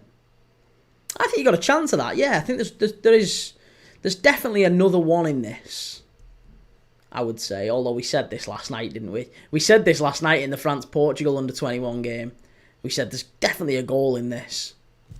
Finished 0-0. But there's been chances. There have been chances. The goal that has come has been a bit of a fluke. Yours truly, Sakushai. Good to see you, mate. Thank you for the comment. Who do you think will win the Ballon d'Or this year? I think Mo Salah. I think it has to go to Mo Salah. I think he's created the most chances of any player in Europe. Most big chances. From open play as well. So, the most creative player. He's got the most goals in the Premier League versus, if you look at Dembele, for example, Dembele has only got one goal contribution less, or one goal contribution more than Mason Greenwood. So I think there's not really anyone I would say there's nobody I would say rivals him for it. Dembele and Rafinha have had very good seasons, but I don't think they're the best player in the world. Mo Salah has been doing this for like 8 years, 9 years. He's so consistent. I don't think you can give it to anyone else. I think it has to go to Mo Salah. Lamine Yamal's time will come. Lamine Yamal will definitely win one. Wouldn't even surprise me if Doué wins one at some point in his career, but yeah, not now. Too early for Lamine Yamal, too early for Doué. They've not really done enough. Dembele and Rafinha, I would say they've had very good seasons, but not good enough. And also, you don't really tend to win a Ballon d'Or for one good season. You have to have been good for quite a while before you justify winning a Ballon d'Or. So yeah, I would be astonished, quite frankly, if it went to anyone other than Mo Salah. Ronnie Dodge, she will get better as each day goes on. I have hernia surgery soon. I've been referred by the NHS are like. Oh yeah, I don't know. I don't know how bad the recovery is for hernia surgery, but yeah, she was meant to be in and out the same day for gallbladder surgery, and she ended up staying in overnight just to check on her. But yeah, it was a pretty rough few days, and she's still recovering, but I'm sure it'll be fine. And I appreciate everyone for asking. Thank you very much. I will pass it on to her.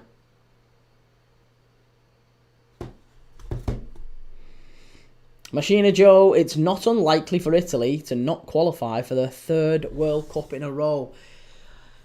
They're gonna have to do something, aren't they? They're gonna have to do something. I think if they have they appointed Claudio Ranieri yet?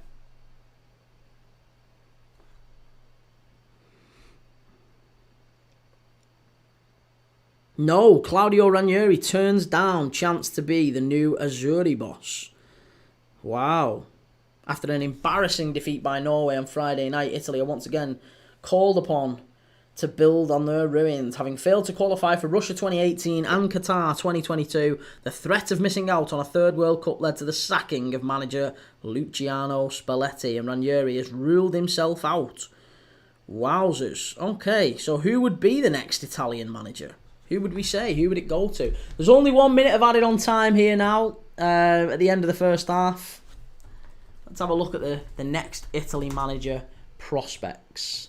Stefano Pioli, former Serie A title winner, is currently in pole position to replace Spalletti. Ex-Napoli boss. I'm not sure Pioli would be the right appointment, but he seems to be the one that they're looking at.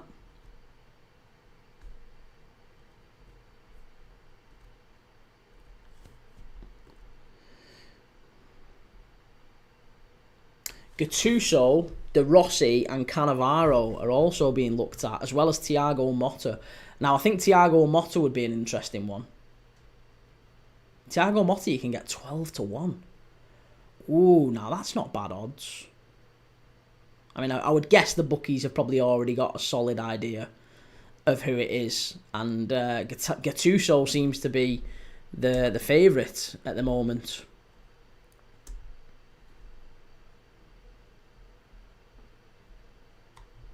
Yeah, Gennaro Gattuso, 1-8. Oh, yeah, there you go. So in other words, it definitely is Gennaro Gattuso. Right, it's half time here in Prešov. Ukraine 1, Denmark 0. Disappointing is probably the word to characterise that performance from Denmark. Half time. Daz Reynolds, are you doing the England match? Yes, we are doing the England match. That's an 8 o'clock kickoff. So as soon as this one finishes, we'll be ending the stream, restarting the new one, and we'll be doing the England-Czech Republic game about 10 minutes or so after. So yes, if you haven't already, make sure you stick around for that. Well, if you haven't already, make sure you like and click notifications and subscribe and all that good stuff.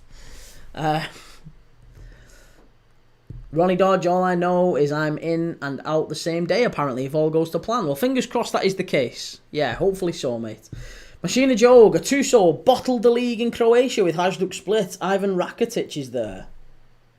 Ivan Rakitic is still playing for Croatia. Oh, that's Perisic. I always get the two confused. I don't know why, but Perisic is still playing for the national team, isn't he? Rakitic is with Hajduk Split. I didn't know that. The last time Gattuso I saw, he was managing... Was he managing AC?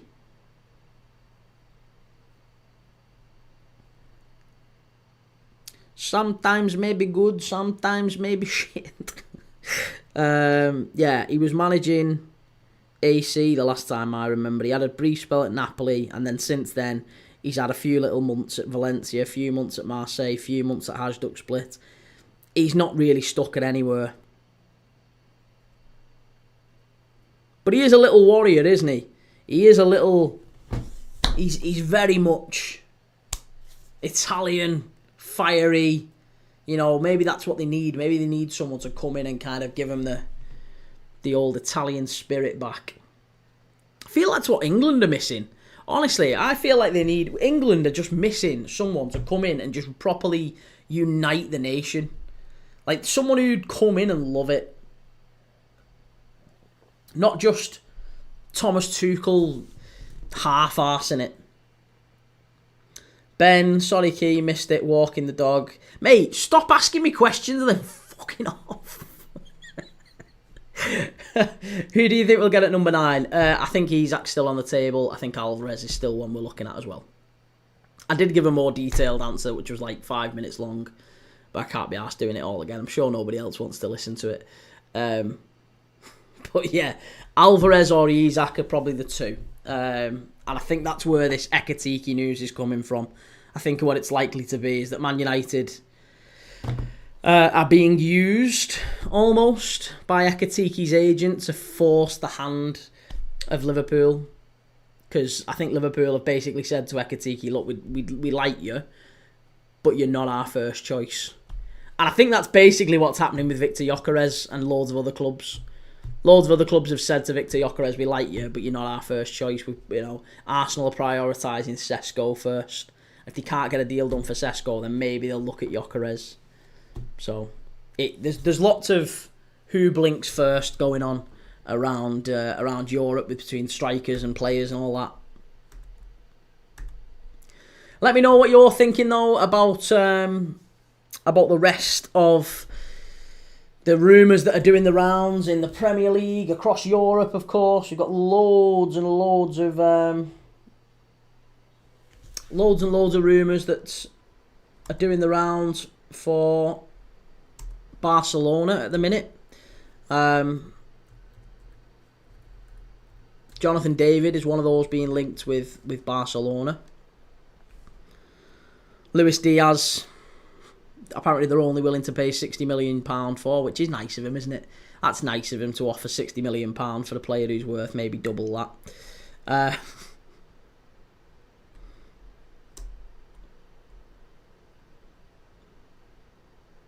Barcelona are also after Mikel Oyarzabal as well, who scored for Spain the other night.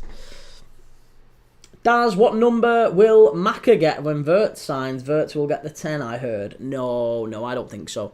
I think Wirtz probably ends up picking up the number 17 or something like that. I don't know what shirt number he'll get, but I can't see McAllister changing shirt number for him. Litigation, Van Bronckhorst has got some big shoes to fill at Liverpool as first team coach, but he's more than capable and I wish him well. Yeah. Seemingly a good guy as well. Good guy, good player. Dutch. And yeah, he's got good experience, hasn't he? Feyenoord, played and managed in Turkey as well. And has played and worked in England before as well with Arsenal. Not to mention, obviously, his time up at Scotland with Rangers. But yeah, very likeable player and a very likeable manager, Gio Van Bronckhorst. I'm sure the players will take to him. Instead of Johnny, we've got Gio. It's Liverpool's first team coach. Just looking back at the highlights there, I tell you what, Ukraine probably should have been 2 up. Easy 2 up. Machina Joe Gattuso nearly punched ex-Croatia international and Hajduk Split player Josko Jelatic, who is a pundit on the Croatian broadcaster in the interview after the game on live TV. Wow. Yeah, I was going to say, he's definitely got a temper, hasn't he? Definitely got a temper. Ben, Maka shouldn't change number. He's integral to our side.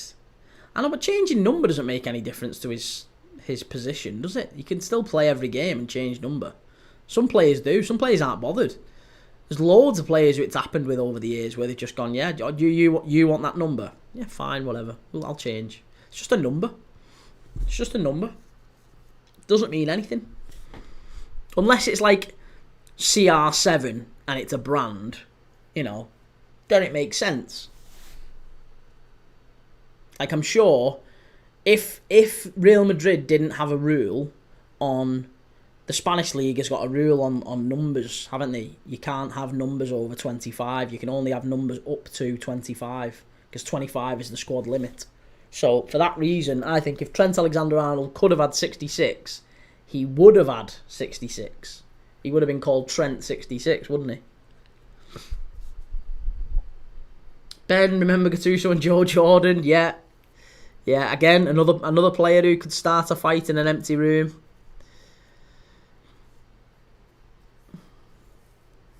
Being stripped of the number 10 jersey, I would say, is negative, not positive. It depends, doesn't it? It depends if the player's bothered about it.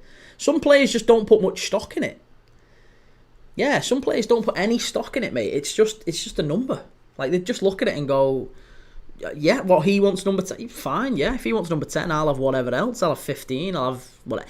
I'm sure Alexis McAllister is not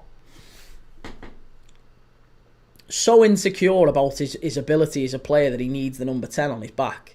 Again, this isn't the thing that... Seems fans put more stock in numbers than players do. I mean, I'm sure there's some players who've got a bit of an ego and quite like wording the number 7 or the number 9 or whatever. And some players do it for sort of religious or whatever reasons. Like a ritualistic reasons, like it's lucky for him, a lucky number, or it means something to him. But for the most part, players just aren't bothered. Yeah, players aren't bothered. I remember Vladimir Smicer did it. Vladimir Smicer did it for Liverpool. He was number 7 at Liverpool, and Harry Kewell came. If you remember, Harry Kewell came from Leeds. We already had Vladimir Smicer, and Vladimir Smicer was number 7, and he said, "That's fine. Harry Kewell wants the number 7." Yeah, it doesn't mean anything to me. Harry Kewell took the number 7. Smicer got moved to the... Was he number 5? What was he number? Oh, it's going to do my head in now. What number was Vladimir Smicer? Smicer, Liverpool, number... He was number 7. I know number 11. He got moved to number 11, but he did wear the number 7 when he first joined, and Kewell came in and took it. Or Kewell came in and requested it. And yeah, Vladimir Smicer was like, fine, yeah, whatever. Gattuso cut his teeth at Rangers. Love the guy's passion and punching power. Yeah, definitely got the Rangers and Italian fiery fighting spirit in him. So might well be a good appointment for Italy. But also could be chaotic as well. Could be chaotic. Sometimes it's not a good idea when you've got a team that's underperforming, as Italy are. Like, the fans want to get someone in, don't they, who's like, go and give them what for, go and tell them, go and shout at them, go and give them a stick up their arse, go and, make sure that, you know what I mean? Like, really go and give them some stick and try and instill some fight in them. But I don't think that's always a good idea, because quite a lot of the time that backfires, doesn't it? Quite a lot of the time you'll have a manager come in and try and shout at the players, and it just ends up creating a whole load more tension. And then it blows up, and it ends up even worse than it would have been if you'd have just brought in a calm, experienced voice. Like, I thought, as soon as I heard Claudio Ranieri being linked to that Italian manager's job, I thought, right, that's it. That is the perfect position, perfect opportunity for them, for him. They need someone calm, someone who exudes authority, someone who's been a success at pretty much every club he's gone to. Claudio Ranieri at 72 would have commanded respect as well. So yeah, I think Ranieri would have been the perfect older statesman to come in and just settle things down for Italy. Gattuso feels like the polar opposite to that, doesn't he? Machina Joe, we banter Hajduk split that their manager is better than their players. Old Gattuso, I support Dynamo Zagreb. Hajduk hasn't won the league since 2005. Wow, okay. I've always wanted to go that game. Dynamo Zagreb and Hajduk split. In fact, Croatia in general, I've wanted to go and see a lot more of Croatia. Split, I want to go to. I've never been to Zagreb, but I'd like to go Split, Zagreb, Dubrovnik. Love to go and see more of Croatia. Beautiful country. Very, very nice country.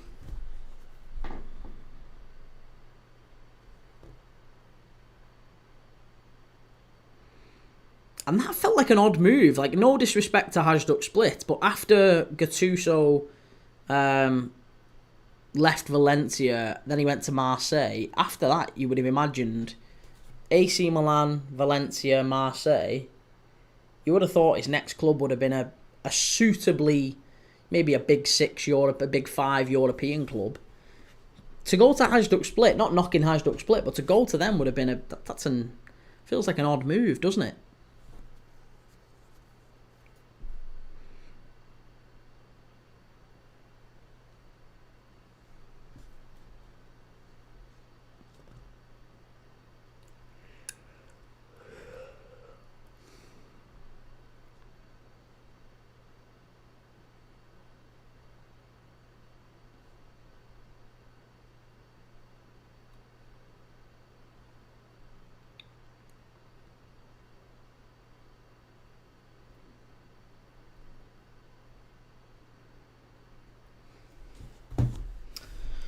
Okay, right, we're coming up to the second half now, so we can get that, get the clock started again. Players are just about to come out for the second half. Machina Joe, the derby in Split is a ferocious atmosphere, full pyro. Yeah, when I went on a stag do in Poland, and we was going to go to the Krakow derby. That was going to be one we did. Cracovia and Wiesla.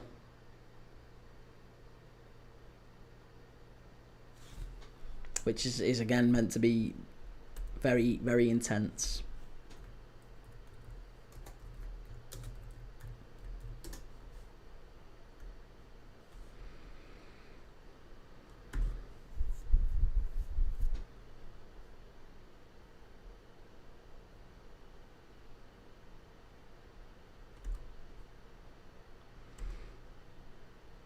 Okay, so we're about to kick off for the second half here now.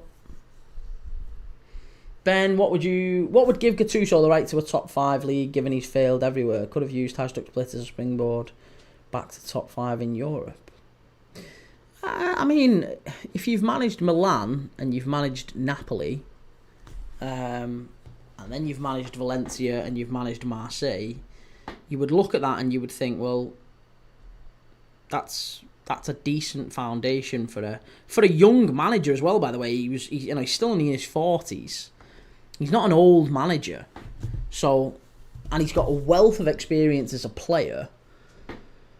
You say he's failed everywhere, but most managers only last 1 to 2 years in every job, don't they? There's not many managers who last beyond 18 months in a job. Doesn't necessarily mean they've failed. Like, I wouldn't characterise Erik ten Hag's time at Man United as a failure. Won an FA Cup and a League Cup. Got him finishing 8th. Ruben Amorim came in and he's got them in whatever it was, 15th, 16th, whatever they finished. Allegedly he's doing really well. So, I think there's a lot to be said for a manager who goes and stays somewhere for 2 years or more. The fact that he has only stayed maybe 1 to 2 years everywhere he's been, I wouldn't necessarily say it's an indicator of a bad manager or anyone that's failed, just that it hasn't quite worked out for him in the way that we'd all hope. But he's not a terrible manager, Gattuso. I'm not saying he would have earned like a job with a top team, but certainly a job in the top 5 leagues. A job where you look at it and go, okay, Milan, Napoli, Valencia, Marseille, we're next. Maybe Werder Bremen. Maybe he goes to, Werder Bremen. Maybe he goes to Everton. Maybe he goes to... I'm trying to think of other places where he could go to. Well, he's already been to Spain and Italy and France, so yeah, maybe even Portugal. Maybe he could have gone and got a job at somewhere like Braga. Braga wouldn't have been a bad appointment for him. Just outside the top 5 in Portugal.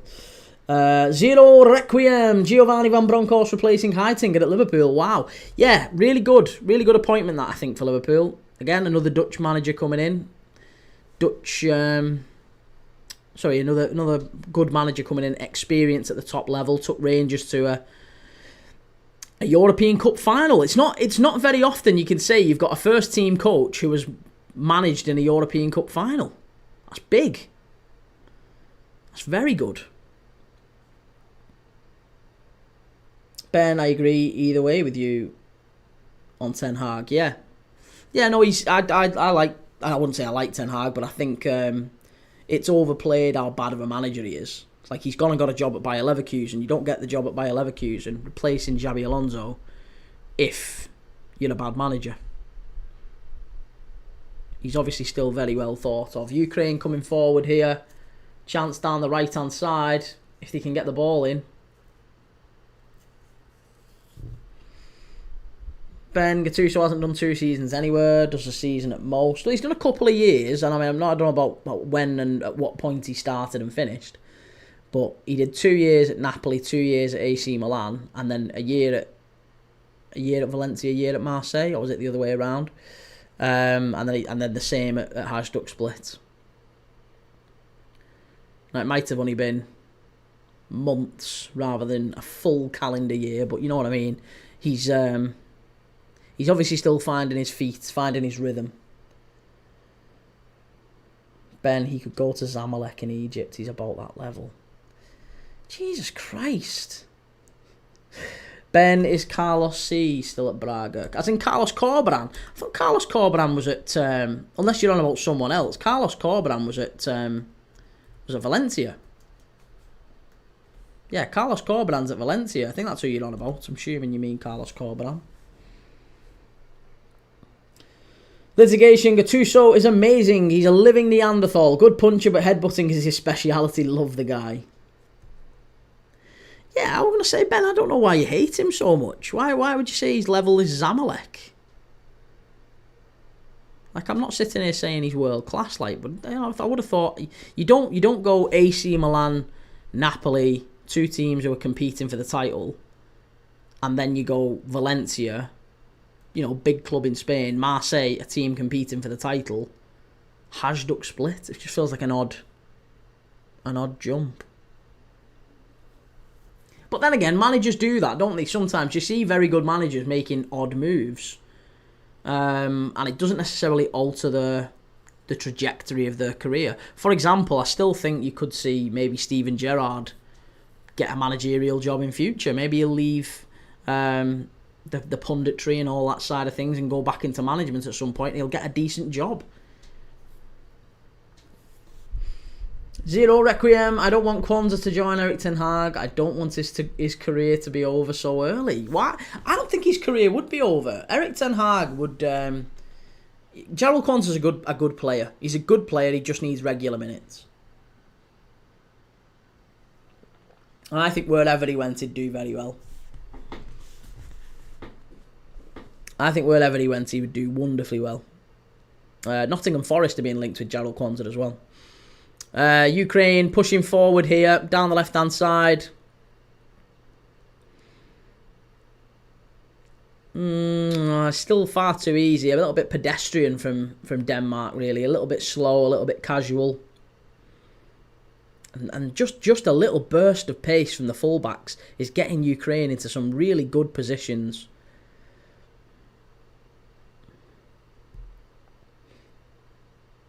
Oh, Carvajal. Yes, sorry, Carlos Carvajal. Yes, I think he is.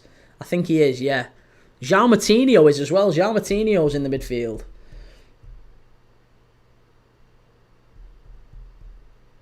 Yeah, I was watching Braga quite a bit last season, and yeah, they've got João Moutinho still playing at whatever age he is now. He must be 39, 40 or something.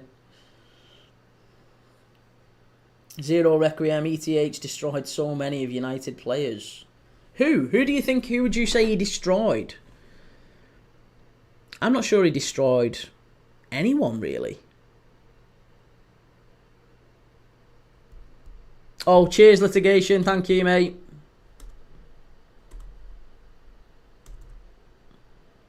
There you go. We're all synced up again.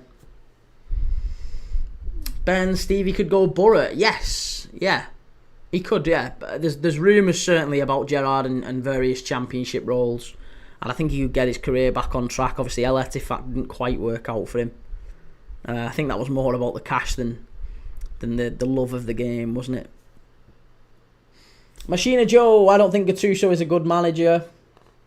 No, I know. I don't necessarily think he's a bad manager. He's not a good manager. No, I would agree with that. But I don't think he's a terrible manager either. And I was just surprised that he has gone to Hajduk Split. It feels like an odd move, given the stature of the clubs that he was at before. No disrespect to Hajduk Split. Again, it's just you don't tend to go AC Milan, Napoli, Valencia, Marseille, Hajduk Split. That's really good play, really smart play. Who is that for Ukraine? That's wonderful down the left-hand side. I think that might be the centre mid, actually. I need to keep an eye out who that is. What number's he? What number's he? Ukraine are in down the left-hand side here. Shot. It's gone behind for a corner. That was fantastic from Ukraine's. Who was it? Let's have a look. Who was it? It was Brajko. Volodymyr Brajko. Another one from Dynamo Kiev. Brajko and Voloshin and Vanat. All from Dynamo Kiev. Top players. Ben Martinho was class in his day. You remember when he scored the winner at Old Trafford? Jean Martinho. Vunik is coming on for Ukraine. Another player, I think he's number 10. Just kind of trying to create some more chances to kill this game off for the Ukrainians. Corner to Ukraine. Whipped in. Cleared away by Denmark. Head injury in the box. No, he's back up. He's fine. Ben, ETH's recruitment was beyond disastrous, to be fair. Yeah, I mean, who would his actual signing? So Onana, yes, disastrous. Mason Mount, yes, disastrous. Lisandro Martinez, good player. Injury record. Give him a pass on that one. Matthijs de Ligt, again, decent player, injury record. Give him a pass on that one. Lenny Yoro, good signing. I think Joshua Zirkzee, good signing. Anthony, good signing. It's just not worked out at Man United. We know he's a good player.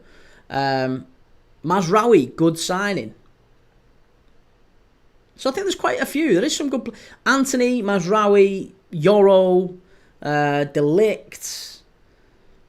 I think there's some... Lisandro Martinez and Zirkzee I don't think are terrible. Højlund, again, I am absolutely certain that Rasmus Højlund is one of those players who ends up doing what Anthony has done. He'll go and he'll end up being a top player somewhere else. I am absolutely certain of it. It's not going to work out for him at United, but I think he will end up kicking on somewhere else. Litigation. Igamane, maybe to Brentford or the Hammers on some pods. Igamane being linked to Everton as well. Yeah, Igamane being linked to Everton. Ben, but are we blaming the bigwigs at United for that? Well, I think you've got to blame the bigwigs at United to a degree, certainly for the fees. The inflated fees, like Casemiro for £70 million, I don't think that was an Erik ten Hag signing. I think that was a Man United's transfer committee signing. 70 million. I mean, and Casemiro looked like a no-brainer, didn't he? Ben Key, stop arguing, lad. Ten Hag was known for bad transfers. Anthony's not a bad transfer. Anthony's not a bad player. Anthony's not a bad player. He's not a bad player. Jack, good to see you. How you doing, Jack? Good to have you in the chat, mate. Thank you for joining. Thank you for commenting. Hopefully you'll stick around. Hopefully you'll give us a like and a subscribe. But good to have you. We're watching Ukraine and Denmark, and Ukraine are playing really, really well, to be honest. They're 1-0 up so far. Ben, Højlund. Yeah, again, I think Højlund and Casemiro are not... Højlund, Casemiro and Anthony are not bad signings or bad players. Anthony is a good player. He's a very good player. We've seen that this season at Betis. I think he goes and he thrives somewhere else. Højlund, I think he goes and he thrives somewhere else. Casemiro is one of the best CDMs we've seen in Europe in many, many years. The problem for United is they signed him and he immediately turned into not the player they'd signed. Frank Engine, good to see you. Chats in chat. I don't know what you mean, Frank, but yeah, you can... Good to have you in the chat, mate. Good to have you in the chat. Kee, Anthony for United was not a good signing. Stop kidding yourself. Mate. Anthony was a good signing. It just didn't work out. And look, Erik ten Hag is not responsible for the transfer fee. Erik ten Hag didn't negotiate the fee. He didn't have any issues with the fee. He didn't have any part in the negotiations, did he? Ben, but for Man United, Højlund has been good despite your future projections. No, he hasn't. I'm not saying he has. I'm saying that Rasmus Højlund is not a bad striker, and I think in time he proves that. That's a wonderful ball in. Denmark. Oh, really unlucky. Frank, when I send something, it doesn't show for you. By the way, it's me, Jack, but my second account has just updated. Nice. Okay, no worries, Jack.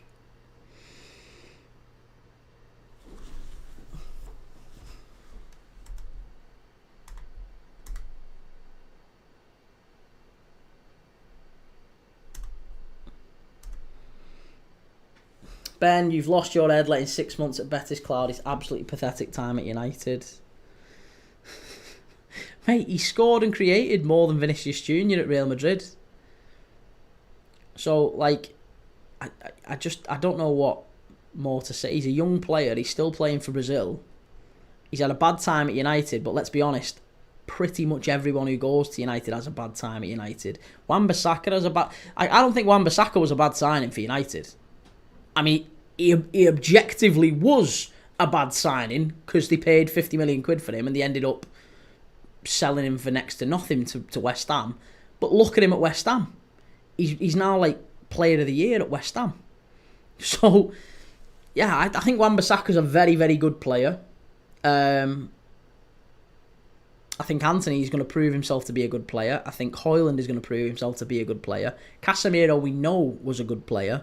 So, like, I just don't think you can look at Ten Hag and be like, you have signed bad players. And he hasn't really. Like, he's been unlucky with a lot of the signings, to be honest. De Ligt, injured. Martinez, injured. Xerxes, injured. Mount, injured. I actually think Ten Hag has got... he's had a lot of bad luck at United. Had a lot of bad luck. Litigation. Steve Highway was one of my favourite wingers back in the day. Stevie Highway on the wing. What a fantastic player he was. Yeah, he was one of my dad's favourite players as well. Machina Joe, Anthony with his spins. The old fidget spinner. Ukraine in down the left-hand side here. Voloshin causing all sorts of problems for them. Ben, I'm not mentioning... fees, I get that, the big wigs issue. Yeah, exactly. Other than Wirtz, Kirkes and a number 9, what other business do you think we do, Kee? I think we do a left winger. I think we do a CDM. I think we do a centre-back. Yeah, left winger, centre-mid, centre-back. Maybe even 2 centre-backs. Yeah, so I think there's a world we go and get 2 centre-backs. Especially if Konate goes. I hope we just sign Konate to a new contract. But I think there's a chance that Konate leaves and we go and sign 2. And if we do go and sign 2, I'd love us to go and get Luke Aber, who I watched last night for France. He was absolutely terrific, almost like a Canate regen. He was brilliant.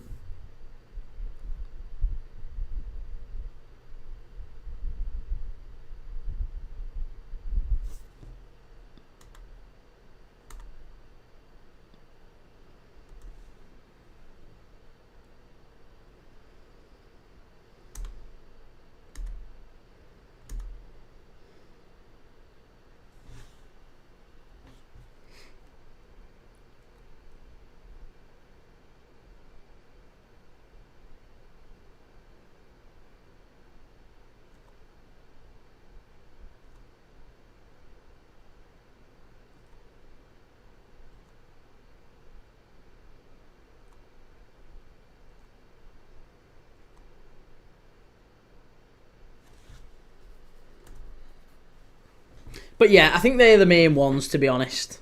Oh, chance here, must be. Denmark, must be. Italy! There you go, 1-1. Great goal. Fantastic goal for Denmark. Bischoff. Great finish. There you go. Ukraine under-21s. Denmark under-21s won. Clement Bischoff of Brøndby sticks it away, 19-year-old, smashed it into the roof of the net. It was a great bit of football down the right-hand side. Kvistgaarden knocks it across the face of goal. Oh, it's just all a bit sloppy, really. The Ukraine defence all runs basically towards the goalkeeper's goal line, and the ball gets pulled back behind them all. It comes back to Bischoff, and he gets all the time in the world. Smashes it in right next to the penalty spot, and it's Ukraine 1, Denmark 1. There you go, game on. Game on. Game on. We've all thought that there might be more goals in this one. Litigation's got over 2.5. So, one more goal and you bet's up, mate. You had over one, or you had one or more in the first half, didn't you? And now you need over 2.5 in the game. So, one more goal and you've made a killing in this one. Well done. Ben, think Canate signs the contract? Yeah, I think he does. He's too good not to, isn't he? I think we'll end up moving mountains to keep him. We'd be silly not to. Like, I think Luis Diaz, I think, wants to stay at Liverpool, but we're not prepared to pay him 200 grand a week.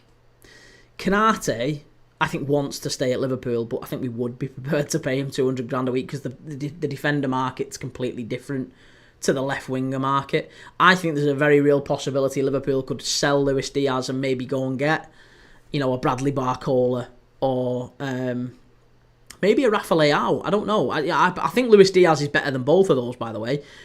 But I think there is a world that both of those come in, or maybe Diaz goes and one of those comes in. Canate, it's a little bit different because if you sell Canate, you are only massively downgrading. There's no, you're not going to get a better defender than Canate. You're just not. There isn't one out there. I don't think there's a better defender than him out there. Certainly not unless you're going to go sign one of the two lads at Arsenal. If you go and sign either Gabriel or Saliba, then fine. But there's not. I don't think there's anyone better than Canate. Not to partner Van Dijk anyway. So there's always going to be a bit of a downgrade there. Right, Ukraine pushing on now. I think we might have a few more goals in this one.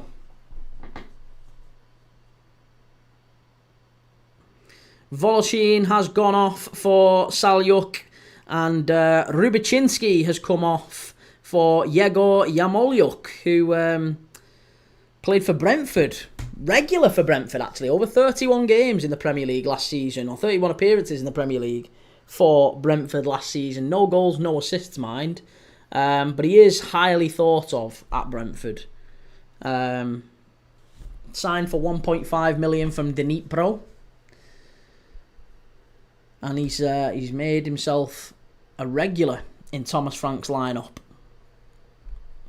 Surprising, given he's playing regularly in the Premier League, that he actually hasn't started this one, isn't it? You would have thought he would have made more of an impression.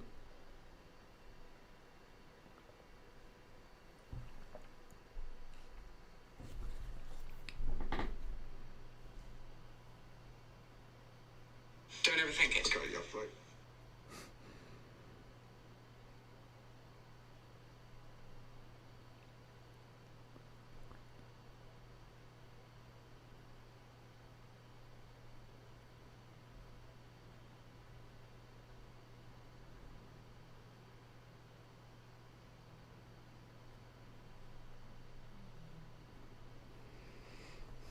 Seeing the Barcola links today. I mean, the Barcola links are only coming from the Sun, from the rag, so I wouldn't pay any attention to it, to be honest.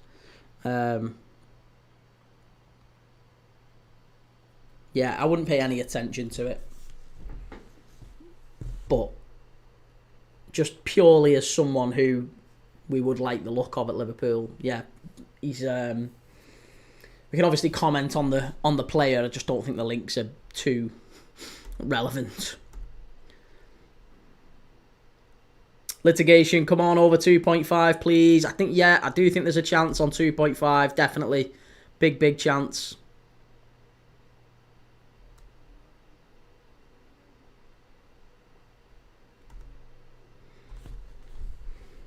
I'd be very surprised if there wasn't, actually. Excuse me. Yeah, I'd be very surprised if there wasn't another goal in this one. Denmark are dominating again. You can tell this game's just gone in phases. Different phases of the game. Denmark started well. Ukraine came back into it, got the goal. They finished stronger. Probably should have been 2 or maybe even 3 up in the first half. And then come out in the second half. Denmark have come out right out of the traps. Got a goal back. And now they're the ones pushing forward. Ball's here on the right-hand side. Good ball in. Chance. Shot from distance. Big deflection. Oh, just wide. It's gone for a corner to Denmark. Very, very good chance that. It was Narty. Noah Narty. Again, another player who a lot is thought of. The Bromby midfielder.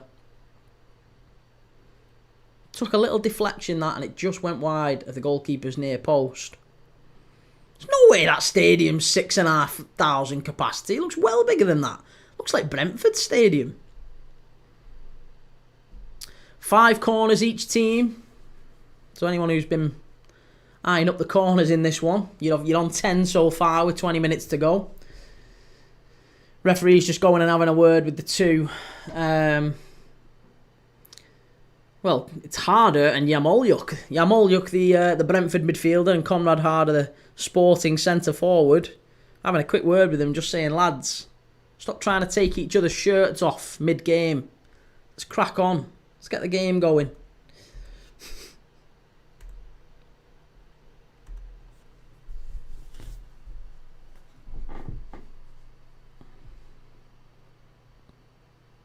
Whipped in. Oh, unlucky. Free header for Denmark.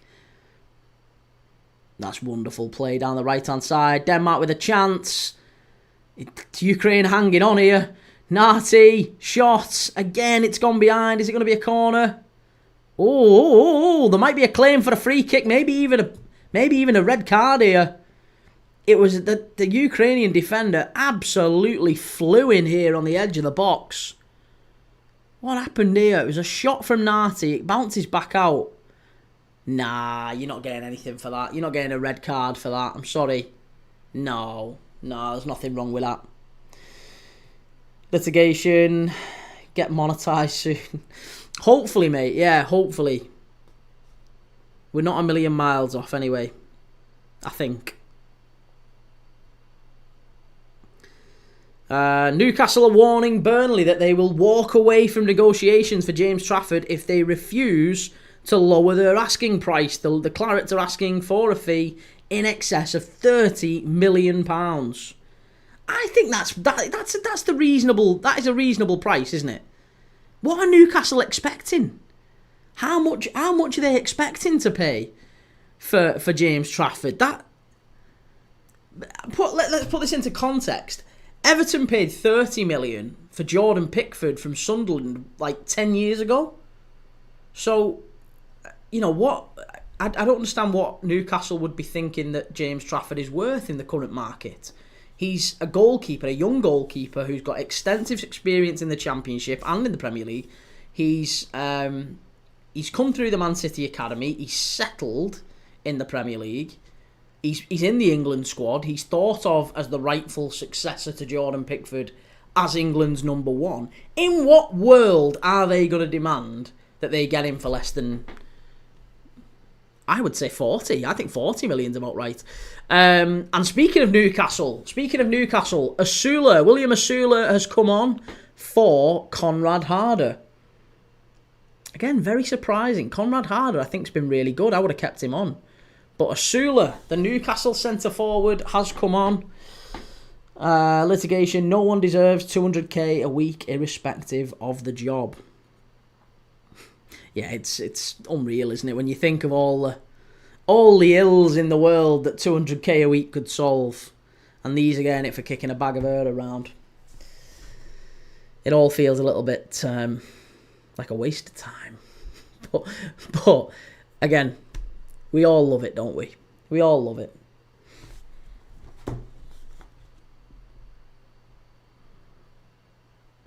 We'll just say a big thank you to everyone that has commented, liked, subscribed. If you haven't yet, please do like and subscribe. We're live straight after this one for Czech Republic against England. We're going to be live for a lot of the UEFA Under-21 Championships. We're going to be doing watch-alongs for most of these games, including the knockout stages, the quarters, the finals.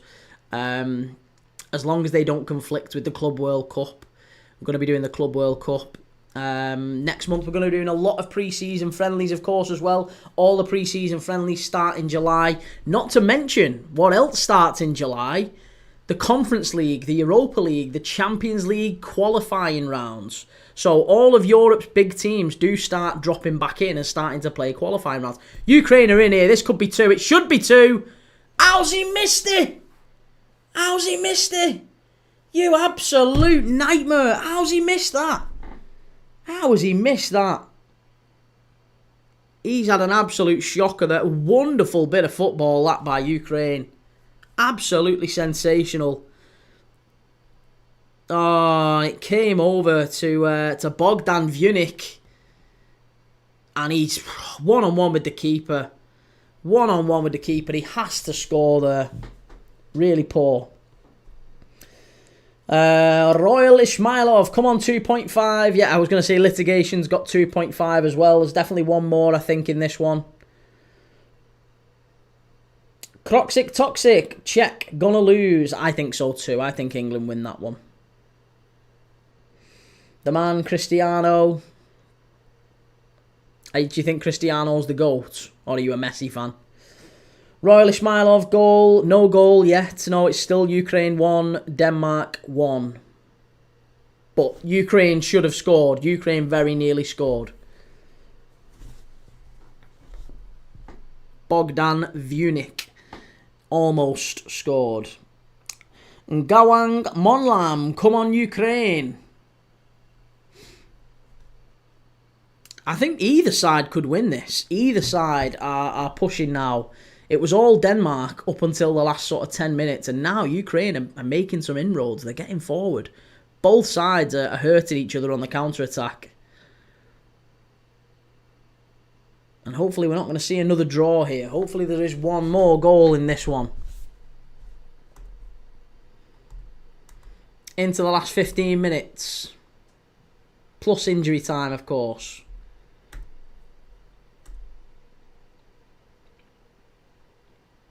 The man, Sue. Berat Yeltsin, Ukraine goal, Vanat goal, please. Well, Vanat has missed a very, very big chance. And Vunik has just missed a very big chance. Ukraine have lost their way a little bit since Voloshin went off the pitch. He got the goal, of course, Voloshin. Royal Ismailov, Denmark, come on. Well, here we go. Ukraine down the right-hand side. Whipped in, cleared away by Denmark. And Denmark now on the counter. That's wonderful play. Really, really smart play. Here's Kvistgarden. Great ball in. Too easy. Far, far too easy. Asula's in the middle. If Denmark can get it to him. Not good enough, and Noah Narty picks it up.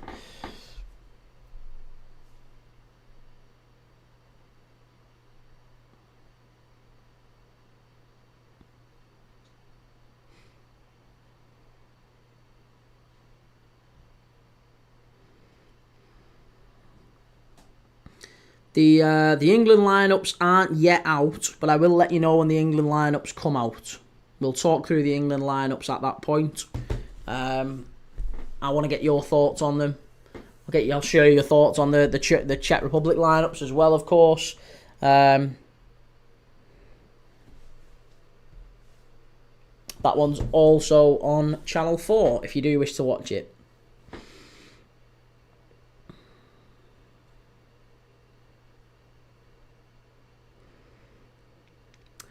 Well, I'll tell you something, going into the last 10-15 minutes here now, it is all Ukraine. Ukraine cuts inside, shot, blocked and cleared away by Denmark. Yeah, it's all Ukraine. They're winning all the second balls again.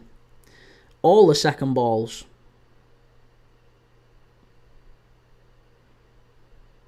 Here's Noah Nati driving forward, Denmark. Oh, he's pinched it. Here's Asula.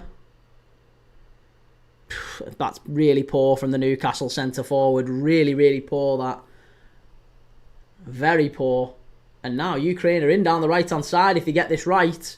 On the counter-attack, I tell you something, they could be in. Ukraine, pull it back. He's going to hit it. Oh, what a goal! What a goal! What a fabulous goal that is. Ukraine 2-1. Get in. That was an unbelievable goal. Who was that who scored that? Who was it? Who was it who scored?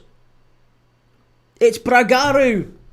Bragaru and Osheretko with a goal, with the assist again. Osheretko with the second assist of the game.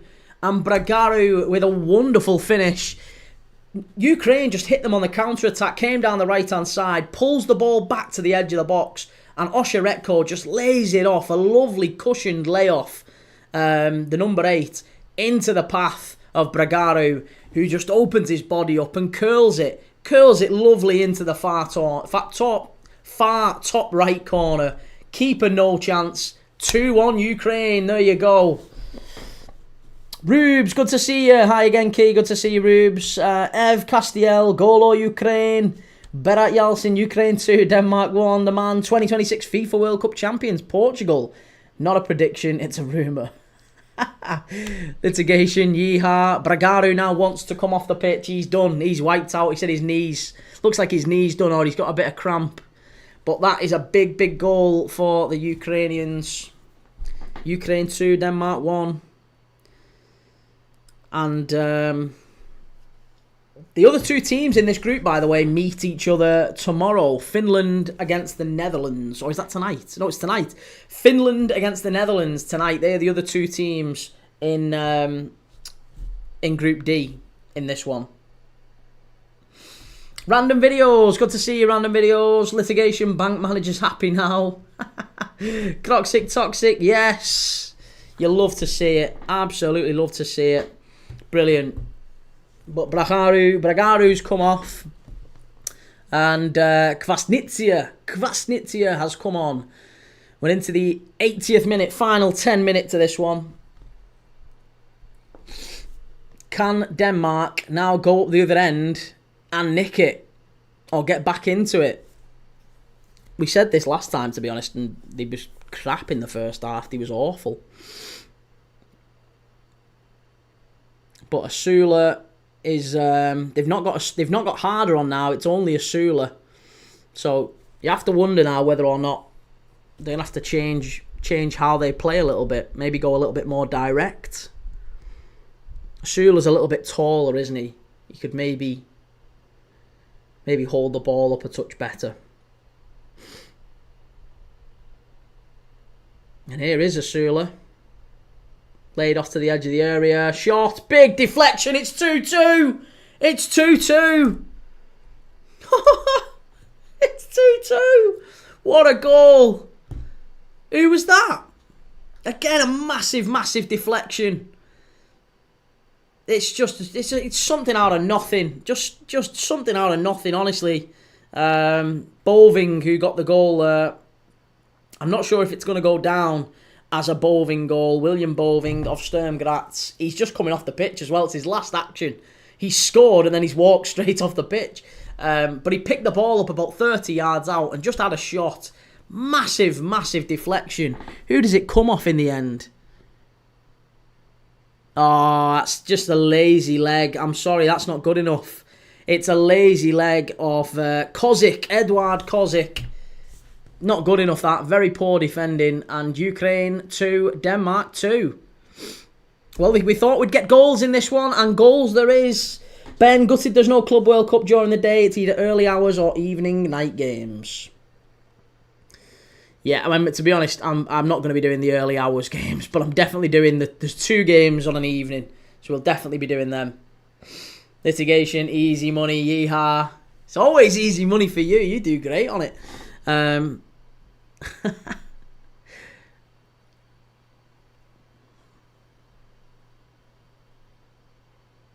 But yeah, 2-2. Ukraine 2, Denmark 2. What a performance. What a performance.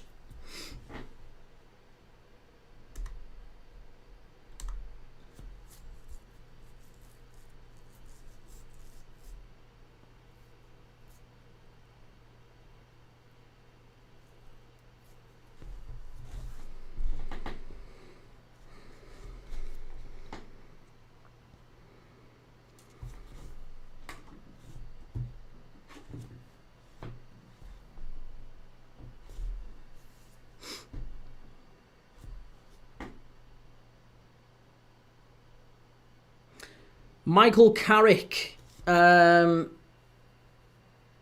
allegedly in talks with a unknown club. That's not really news, is it then?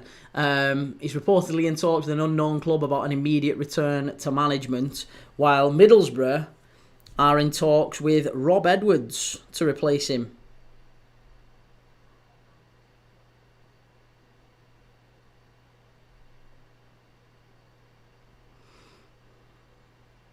Denmark are in again here. If they get this right, here's Asula. It's going to be a corner to Denmark. We could be in for a big finish here. Could the Danes win it? Could the Danes win it?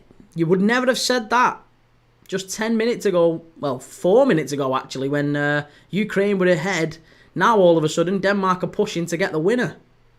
That's how quickly it all changes.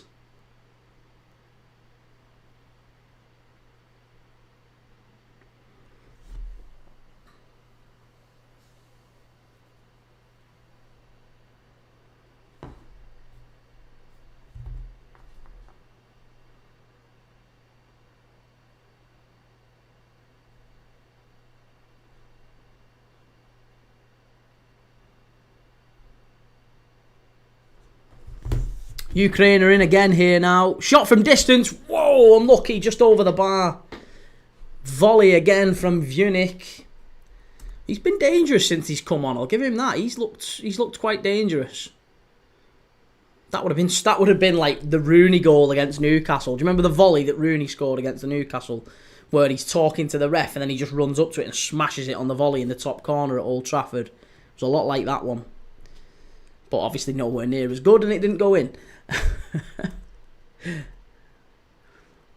Denmark pushing forward here. Could be chance. It's in. Is it? Is it going to be offside? Oh, unlucky. Very nearly 3-2 Denmark. Goal doesn't stand. William Asula with a tap in. I think it was Jorgensen who did get the... Jorgensen got the final touch on that one, I think. Comes down the right-hand side, and again, a little overlap from the full-back. It's lovely play by Denmark. He gets the crossing. He's onside. Jorgensen is onside. I think he's offside there. He's offside there. There is a VAR check, but I think he's going to be offside. He's offside for the second one. Yeah, I think he's offside for the second one. The first one, he's definitely not offside, but I think he is offside for the second. There is still a VAR check ongoing, of course, but I think this one might be offside. It might be chalked off. Again, lovely, lovely little run. Overlapping fullback. Fullback puts the ball in across the 6-yard box. Jorgensen's waiting there. He doesn't quite get to it. And his mate just in front of him gets a touch on it. And that's the bit where he would be offside. That is the bit where he would be offside. It could be 3-2. It could be. And it is. It is 3-2. He's give it. Ukraine 2. Ukraine 2. Denmark 3. They might have pinched it. They might have pinched it here. The Danes might have pinched it. 3-2. I can't believe it. He looked offside. I want to see this back. It looked like he was offside, but the goal stands. Ukraine 2, Denmark 3. They've nicked it. Astonishing. Absolutely astonishing. And I think, is the goal going to go to Jorgensen? Is it going to go to Asula? I'm not quite sure who actually gets the final touch on this. Again, we're waiting to see it back. Still waiting to see it back. I don't know why. The players are still celebrating, but astonishing. Absolutely incredible. And there was the replay, the ref giving the goal. William Asula it's going to get chalked down to, and that's who it's gone to. William Asula of Newcastle getting the goal. Ukraine 2, Denmark 3. Great game this. What a game this has been. What a fantastic game. See, and this is the value you get with the UEFA Under-21 Championships. You see the best young players. Players who we're going to be idolising in years to come. Newcastle fans have been telling me all season that there's something about Asula. Something about him. He could be a big player in years to come. Now, he's come off the bench today. If I'm really honest, I've not been mega impressed. I've not been unimpressed by him, but I've not, he is now. He's onside. He is on the second one. But there you go. That's the benefit of VAR. That is the benefit of VAR. That is why we've got it. But William Asula in the right place at the right time, and it just goes in off his knee. It's in off his knee. 4 yards out. 3-2 to the Danes. Random vibes. You're better than Goldbridge. Thanks, mate. I wouldn't mind being a pound behind him in the bank. Hopefully we get... If I've got 10% of his followers one day, I'll be happy with that. If I've got 1%, I'll be happy. 1% of his followers, I'll be happy. Might be able to have something other than beans on toast for tea then.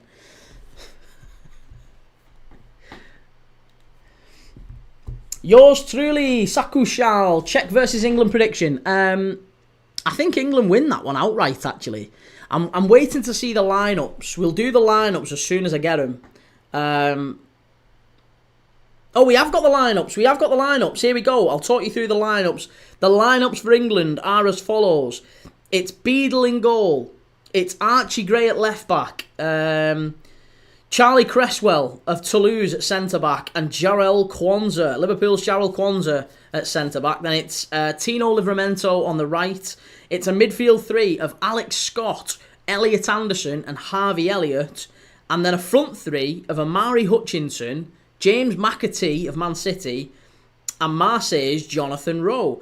On the bench for England is Edwards, Egan Riley, Fellows, Hackney, Hinchelwood, Illing Jr., Tyler Morton of Liverpool, Norton Cuffy, Simkin, Sharman Lowe, Jay Stansfield of Birmingham, and Arsenal's Ethan Wanyeri.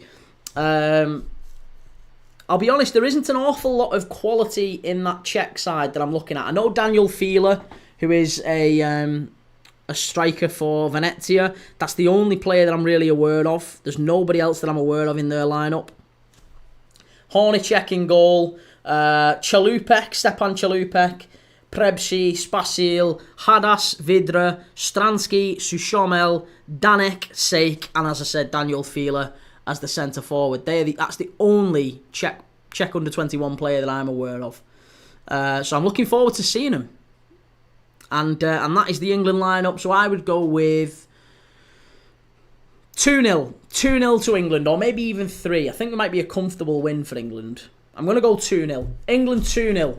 Czech Republic tonight. There's 6 minutes of added on time here in Prešov. Still Ukraine 2, Denmark 3. 10 minutes ago, you would never, ever, ever have said that the Danes would win this one. On the 80th minute, on the stroke of the 80th minute, Ukraine were 2-1 up, having just taken the lead. And Denmark have scored 2 very quick goals in the last 5 minutes to put them back in control of this in this time, back in control of the group. Now you'd say that Denmark are favourites alongside the Netherlands to go through. Netherlands play Finland in little over an hour. The Dutch under-20... In fact, let's have a look at the Dutch team. The Dutch under-21s are supposedly very, very good. The Dutch under-21s have Million Manhoef from Stoke, Ruben van Bommel, who you might remember his dad, Mark van Bommel, Regier, Maatsen, Meyer, Hato, of course, Divine Wrench, Poku, some very good players, and Vandenberg, of course, from Middlesbrough, Rav Vandenberg. Germany are also playing tonight. If we look at Germany's team, Atubolu is a goalkeeper who Man United are linked with. There's Martel, Nabel, Voltemade, Tresoldi, and Gruder of Brighton. Some great players. Nelson Reaper as well of Mainz. So, yeah, there's some cracking players in this tournament.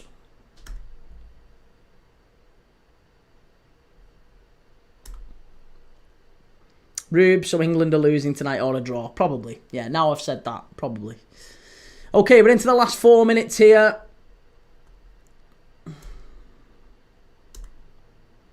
Cleared away by Denmark. Only half cleared though. Oh, now they have got it. Oh, it's going to be a free kick. It's really poor. Really poor from the referee. I don't think that was going to be a free kick at all, but he's give it.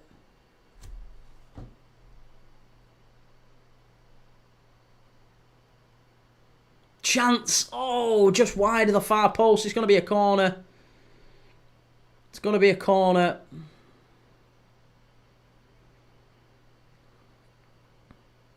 Is there a claim for a penalty here? Yeah, there's a claim for the penalty. You're not getting it, though. You're not getting a penalty for that. I'm sorry. No chance. Absolutely no chance of you getting a penalty for that. That's a desperate attempt for a penalty. Entertainmentino, is there 3-3? No, Ukraine claimed for the penalty, but they're not getting a penalty. We are into the 94th minute of 96, so there's only 2 minutes left. 2 and a bit minutes left here.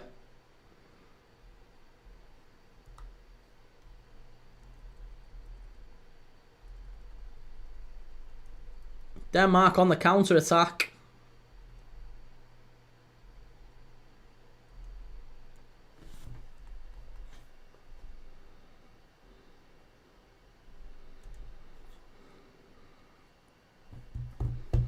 Oh, now the defenders have... Now Denmark are time wasting. It's a bit of gamesmanship here just to try and slow the game down in the last minute of the game. I don't think it's going to be much longer. Asula, the Newcastle centre-forward, the young Newcastle centre-forward, once to Sheffield United, has scored what looks like to be the winning goal in this one. Denmark coming from behind to win it. Ukraine 2, Denmark 3. Very good game this, wasn't it? Really enjoyable watch if you have watched it with us. It's been a very, very good game. Enjoyed that.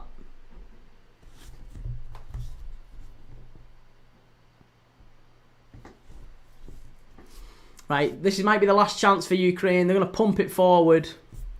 There's really not long left for them now. The keeper gives it to his centre-back who pumps it up the pitch. They're going to have to go very direct here now.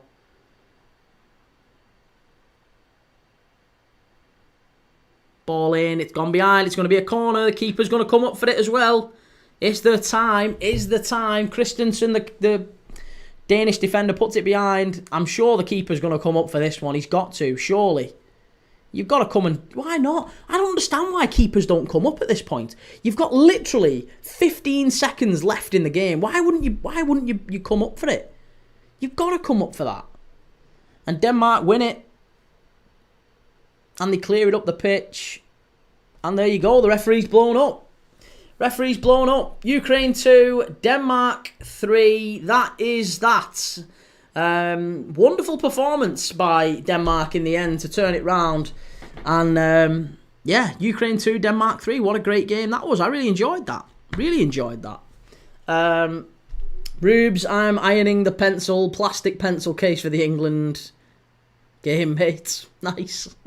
Well, listen, we're going to be live at around about 7:30. So I've got maybe half an hour or so until the game kicks off. Well, 8 o'clock is the kickoff time, but we are going to be live at 7:30. So I'm going to end this stream now. I'm going to end this, and I'm going to be live again in around about half an hour's time. Please make sure you've liked, commented, subscribed, all that good stuff. I really appreciate all the love and the comments. And if you're coming back in half an hour or so, go and get yourself a brew, go and get yourself a sandwich or some tea or whatever you're doing. I'll see you back here in half an hour for Czech Republic against England in the UEFA Under-21 European Championships.